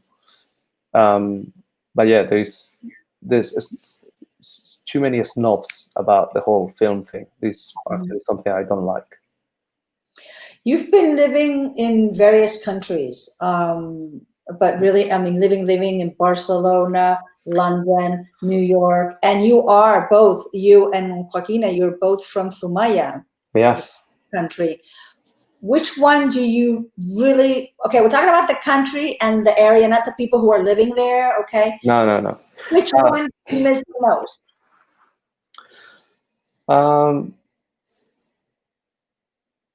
I mean, for me, I have very fond memories of London because it was when I started professionally. Barcelona was amazing because that's where my kids were born, and we spent amazing years there. But everybody knows that the center of the universe is Zumaya. You know, there's no context. Es así, no. Además, cualquiera que te encuentres, que sea de Zumaya, te dirá que es, o sea, es así, o sea, Zumaya es el centro del universo. Yo creo que también estas cosas van cambiando. Yo creo que nos pasa mucho, yo creo que pasa a todo el mundo que es de un pueblo pequeño, que la cabra tira al monte y terminas volviendo a de dónde eres, ¿no? Y ahora que ya empiezas a tener una edad y estás pensando, bueno, ¿qué va a ser de mí en los próximos 20 años? Y dices tú, pues es que, ¿qué hago yo en Nueva York dentro de 20 años? O sea que la jubilación en Zumaya. Hombre, tú dirás. Hacemos una habitación, La jubilación rodando. Rodando. No, ya veremos. Lo que pasa es que, por ejemplo, en Nueva York es... Yo creo que nosotros llegamos a Nueva York en una época de nuestra vida equivocada. Nueva York es para venir de joven, claro. Con un buen trabajo y que lo puedas disfrutar, porque es una ciudad que es muy cara, pero que tiene un montón de oferta, y no es para venirte cuando tienes una hija de 14 y otra de 11, porque estás atado a la pata de la cama y estás como muy encerrado. Entonces, nuestra experiencia de Nueva York, todo el mundo te dice, ¡ah, Nueva York, qué bien! Y tal. Y dices, bueno, sí, no estamos mal. Se está muy bien también en Nueva York. Tienes un montón de oportunidades. Las chavalas tienen unas miras mucho más abiertas de lo que tienen sus amigas, claro. que las dos han conservado amigas en España. Pero no es una ciudad amable para nada. O sea, es una ciudad que queda muy bien en las películas, y de hecho intentaremos que en The Cake se vea un poco porque rodamos el día 14. Qué bien. y luego tiene un montón de, o sea, tiene un montón de posibilidades, un montón de oportunidades. Me ha pasado una cosa muy graciosa ahora con lo de Cake, que teníamos que hacer el casting para los dos personajes con los que habla Janet y Nicole. Y yo realmente, hay una página web, hay varias, pero hay una página web en la que entras, te das de alta y pones un anuncio que buscas actores y pones, pues necesito un actor de tal a tal edad, que sea blanco, que sea negro, que sea asiático, que sea... Es como es como un Amazon de actores. Y lo puse el viernes, este viernes pasado, y pensé, le doy hasta el 18, hasta el 18 de octubre y a ver si alguien se apunta. Y tú puedes mirar a algunos, invitarles y pensé, bueno, si se me apuntan 3, me doy con un canto en los dientes. Para Ana, para el personaje de Ana, se han apuntado 265 chicas. Madre mía. Y para el personaje de Mark, que no deja de ser un personaje duro, se han apuntado 65, 67. Y dices tú, claro, te das cuenta del tamaño de la industria aquí, del tamaño de las cosas que se hacen a otra escala, ¿no? Eso es como una locura, que de golpe he tenido que cerrar el anuncio porque no me puedo mirar 265 chicas. O sea, evidentemente... Pero por cierto, no vas a tener nunca tantas mujeres para mirar. No. O sea que... No, pero es de golpe dices, uff, ¿qué es esto, no? Así que ahora estamos en el proceso de descartar, a ver si consigo quedarme con 5, contactar con ellas y decirles, mira, hazme un tape de este papel, y lo mismo con los chicos, que los chicos es más fácil, o sea, hay menos volumen. Claro. Pero bueno, que te das cuenta que Nueva York es un poco un monstruo y tienes que atacar el monstruo cuando tienes energía y cuando estás yo creo que en otro momento en la vida. No sé, al menos para mí. Hay otra gente, ¿no? Hay gente que o no conoce otra cosa o que le encanta esto y te dirá otra cosa, pero... Pero a ver, pero esto es lo mismo que los isleños aquí en España, la gente que vive Sí, claro. en Italia. Ellos están acostumbrados. Uno de la península, irse a vivir a las islas, pues estará un mes Sí, y ya un rato. puede volver. Y luego ya dices, bueno, esto ya es una locura. Pero bueno, en cualquier caso, apúntatelo. Zumaya es el centro del universo. Bueno, me lo tendréis que demostrar tú y Joaquina. Bueno, cuando quieras. Cuando quieran, no, porque para que vivir yo ahora. Que no sé si sabes, pero que es donde se rodó la de 8 apellidos vascos. Sí, sí. ¿Y se casaron en la iglesia donde os casasteis vosotros? Y efectivamente. Enfrente de casa de tu madre, fíjate si... Aquellos sí que aquellos no se llegaron a casar, pero Joaquina y yo sí que nos llegamos a casar. Yo te digo que tengo toda esa información, que está justo enfrente de casa de tu madre. Imagínate si tengo yo información de Zumaya. Ya te veo. Pero sí que estoy. Ya te veo.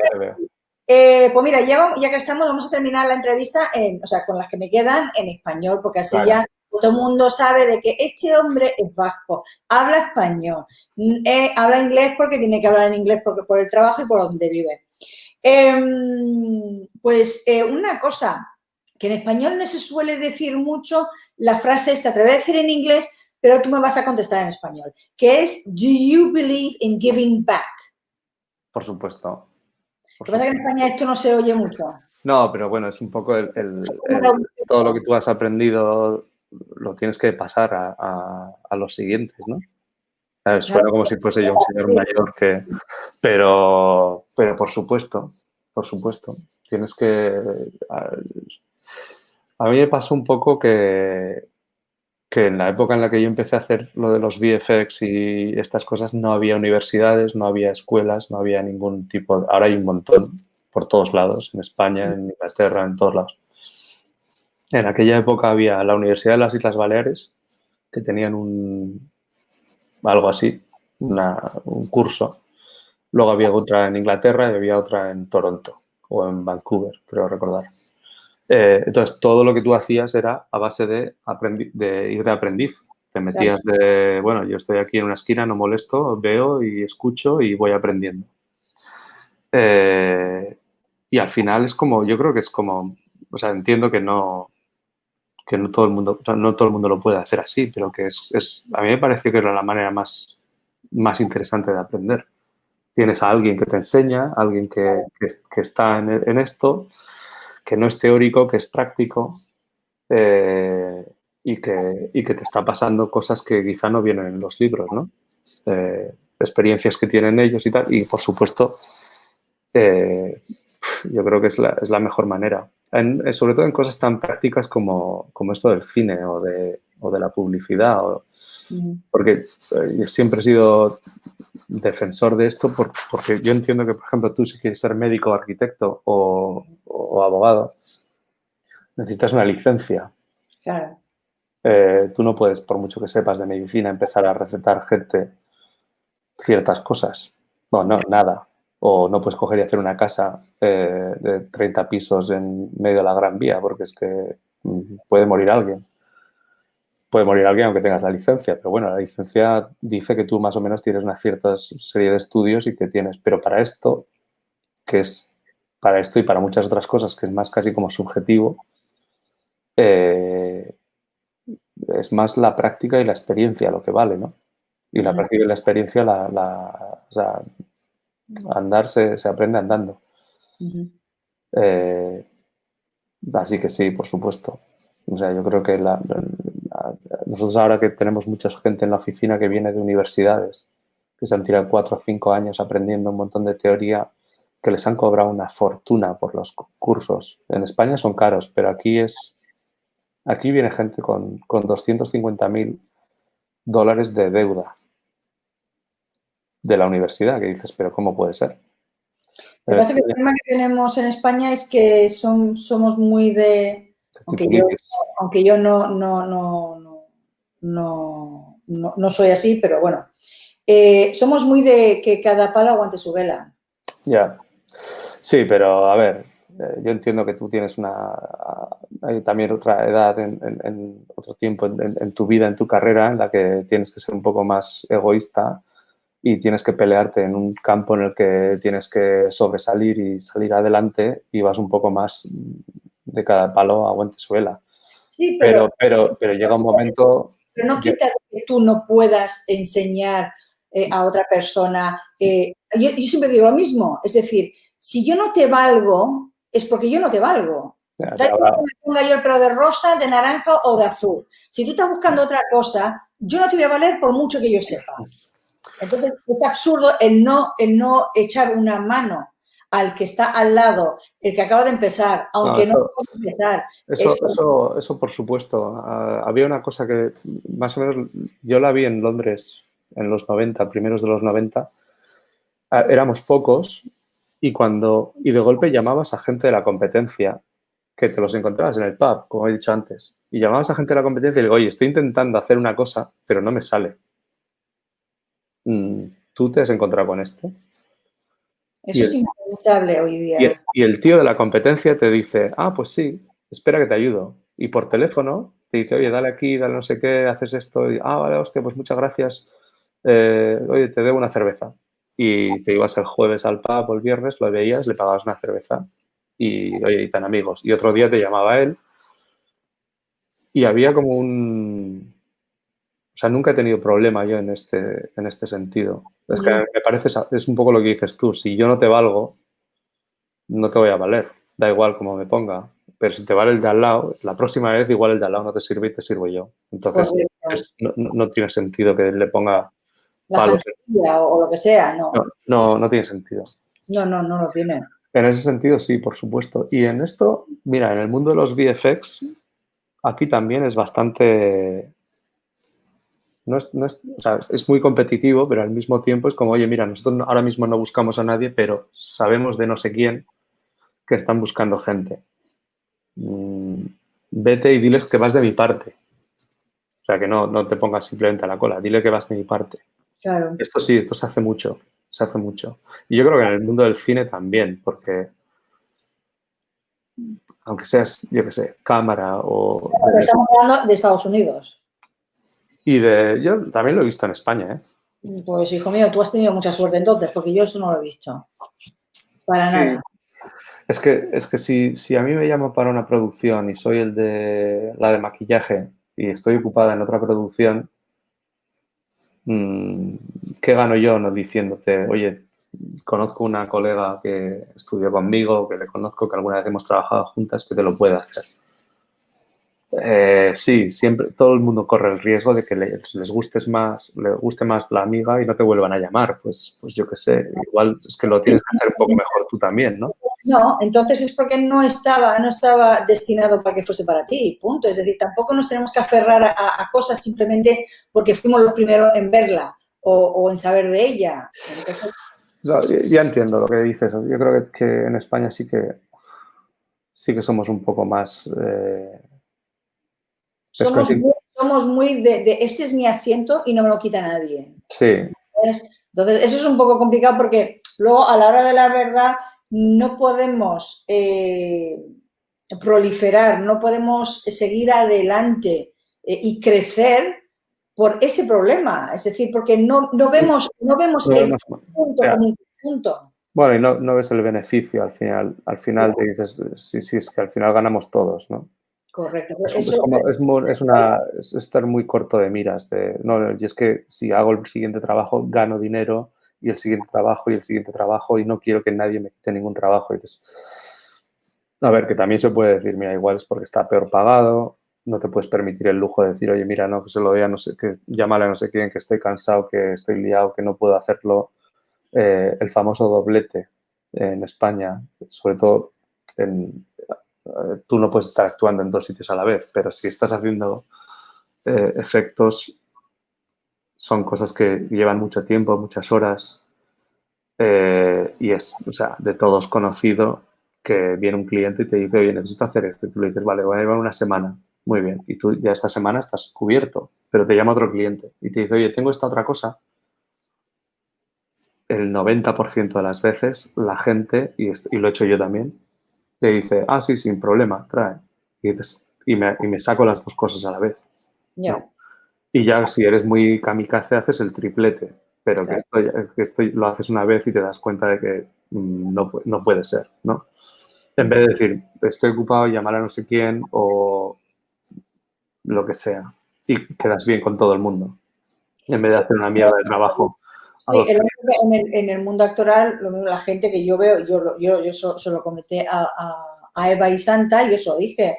Le dije, a ver, yo no entiendo cómo puedes estar, no ella, era otra actriz, haciendo la serie que graban todas las semanas y sin embargo tenía una obra de teatro, un musical, y hacían las dos cosas. Digo, yo me volvería loca, yo no podría. O me dedico a una cosa o me dedico a la otra. One thing at a time. Pero yo, tantas cosas a la vez, es para volverse loco, porque vamos, Ya. al final te da la sensación de que no vas a hacer, no vas a hacerlo todo bien. Algo lo vas a hacer mal. Claro. Pero bueno, yo qué sé, ahí también yo creo que ahí entra un poco la discusión de si está bien pagado o está mal pagado y entra la necesidad, digamos, de... Bueno, y luego también la capacidad de cada uno. Hay Sí, personas que pero son capaces si tú claro, tienes la necesidad, la capacidad la generas de alguna manera, ¿no? esto, ¿Cuánto tiempo la puedes mantener? Eso ya es otra cosa. claro. Pero sí, no, yo creo que hay que ser un poco generosos. No se va a ningún lado siendo un cabrón. Tú lo has dicho. Bueno, para terminar, ¿tienes algún proyecto del que podamos hablar? Siento decirte que no.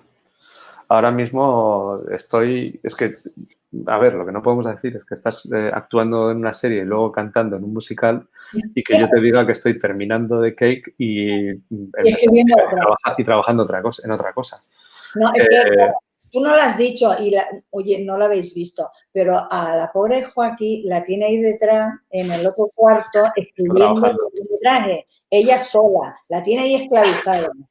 No, la pobre está trabajando. En cuanto llegamos aquí, la pillaron rápidamente y está trabajando. Está trabajando duro. Sí, me imagino. Pero Pero bueno, bueno. a ver, entonces, el proyecto realmente, para que todos lo sepáis, es terminar el montaje de The Cake, que podamos verlo, al menos el equipo y los medios pronto en Barcelona. Y que, bueno, a pesar de que a Andrés no le gusta el enjabonamiento, pero bueno, ganaremos un montón de premios. Claro que sí. Y claro que sí. No, Y yo creo... nos dará más empuje para seguir adelante y hacer más cositas. Para hacer más cosas, sí. Bueno, hay un teaser que está en la página web de K-Film para que lo vea todo el mundo.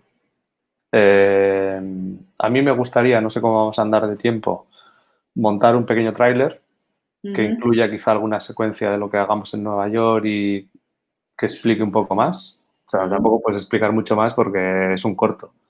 Claro. Pero el teaser dura 45, 43 segundos, pero quizá podemos hacer un tráiler de un minuto, o sea, el doble de duración de lo que dura el teaser. Me gustaría poder hacerlo. Lo que no sé si podremos por un tema de fechas, porque realmente no podemos pararnos a hacer un tráiler cuando tenemos que tener la edición y el corto terminado la segunda semana de noviembre, como muy tarde. Al final, ¿sabéis ya de cuántos minutos es? Tenemos una versión que no es pública para nadie, que te veo, que está en unos 11 minutos. Pues lo estás diciendo públicamente. Sí, pero no estoy...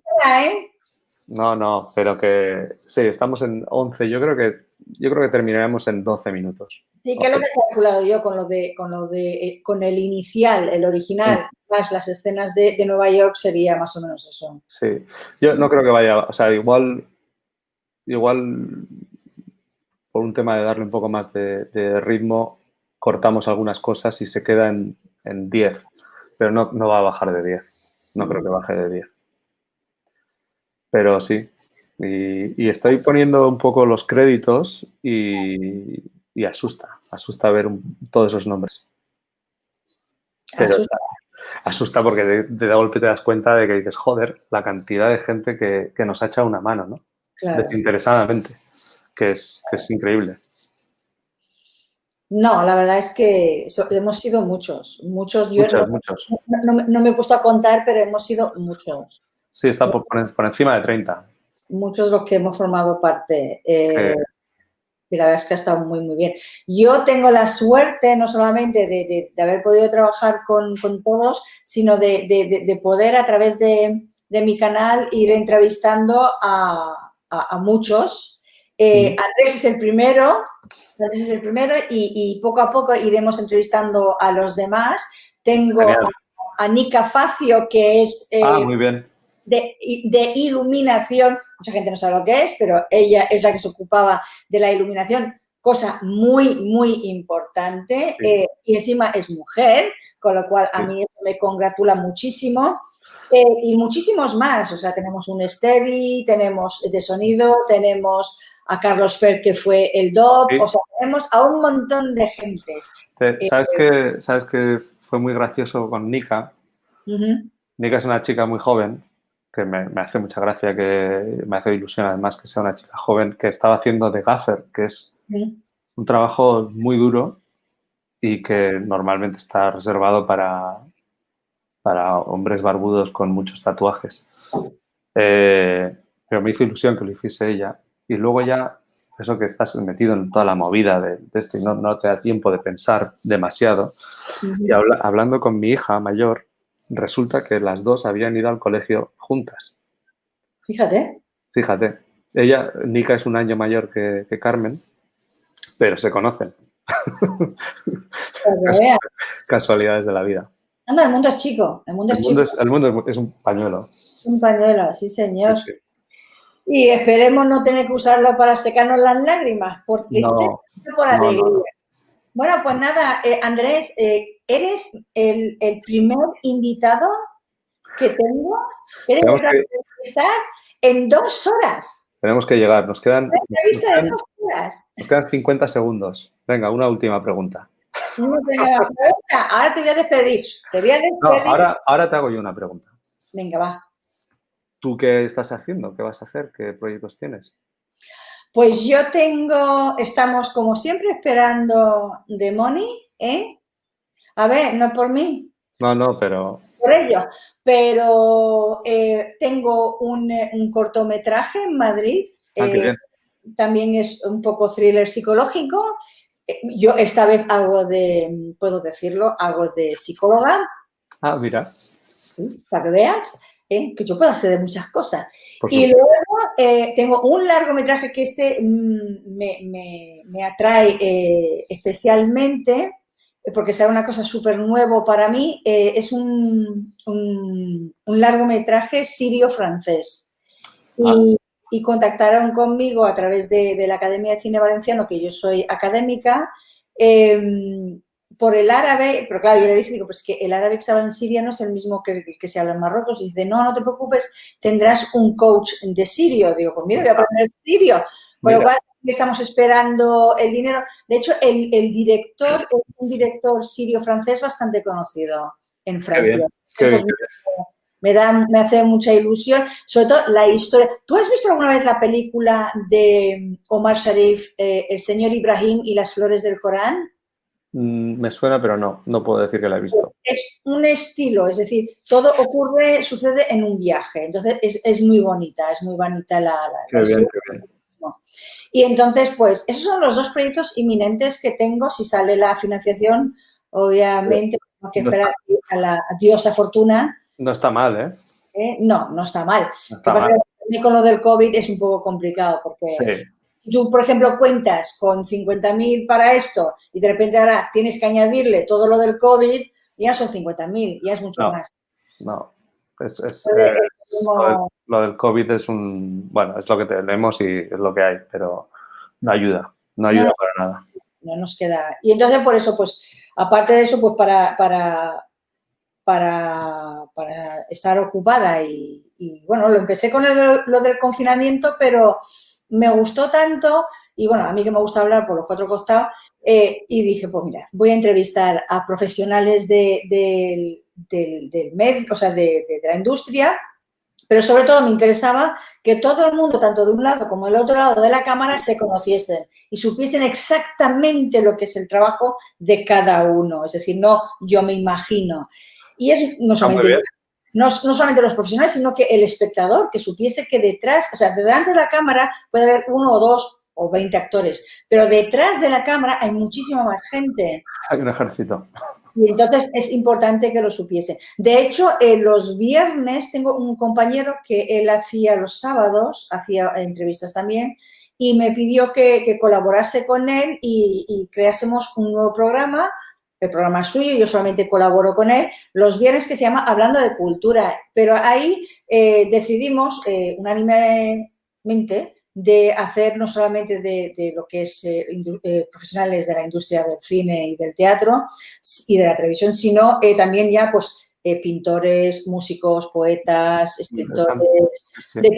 de todo un poco, y para pasar el rato, que pasa que tú empiezas haciendo una cosa para pasar el rato y luego se convierte en the cake. Efectivamente, empiezas a rascar y, oye, mira, no sé qué ha pasado y de golpe estamos haciendo. Aquí estoy, ¿no? A mí cuando me preguntan El Oscar, ¿no? Aquí estoy recogiendo el Oscar. el- me encontré ayer o antes de ayer, no me acuerdo, con con el director de la empresa en la calle, que vive aquí relativamente cerca, y me encuentro con su hijo y hacía 3, 4 meses que no le veía. Le saludo y me dice, oye, que has hecho una película. Y le digo, sí, no, todavía estamos terminando, tenemos que rodar, ¿no? Un poco explicándole y tal. Pero, ¿cuánto tiempo o sea, has estado rodando esta vida? Pues nada, 2 días de rodaje. Y me dice, ¿pero cómo? ¿2 días de rodaje solo?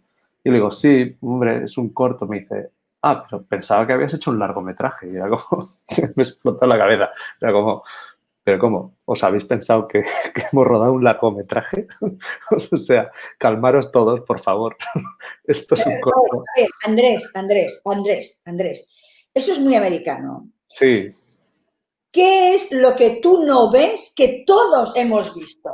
Y tú eres el único que no lo estás viendo. Yo creo que me tengo que poner gafas. Me tengo que poner gafas. Pasito a pasito. Eso sí. Yassmine, Mira, pasito a suave, pasito, como decía aquel. Pues pasito. sí, pasito a pasito. Pues nada, Andrés, ¿tienes algo Sí, más que añadir? no, te tengo que dejar porque son las 3:05, no hemos comido Vale. y tenemos ya un hambre que no vemos. Joaquín me va a matar. Darle un abrazo muy grande a Joaquín, a Es Carmen también importante. cuando la conozco, a tu otra hija también cuando llegue, si llega. Se ha ido, se ha ido al colegio porque tenía que recoger algo y vuelve. Pero se va hasta Manhattan y vuelve, o sea que no sé cuándo volverá. Pues nada, Andrés, ha sido un placer tenerte Igualmente, en Over Coffee y que toda la gente te conozca, los que no te conocían ya te conocen. A los demás, pues me gustaría daros las gracias como siempre por estar aquí no solo hoy, sino todos los días que hago alguna entrevista. Podéis seguir la carrera de director de ficción y la comercial de Andrés en sus redes sociales, que luego yo pondré toda la información. Y deciros que mañana tenemos al actor y productor de American Road Films, Carlos Mestanza, que justamente hoy creo llegaba a Canarias, que va a rodar su primer largometraje, 8 años. Así que don't miss it. Please be responsible, stay safe, acordaros de la mascarilla, que si no nunca vamos a salir de aquí y nunca vamos a salir de esta, y seamos un poquito más globales y menos individuales, que bien me ha salido. claro, queda ideal. Pues nada, un besote, muy Venga, un grande, beso. Andrés, nos vemos pronto, y que si no, porque sea por culpa tuya, ¿vale? Venga, un beso. Hasta Gracias. luego, Hasta chao, luego, gracias. chao.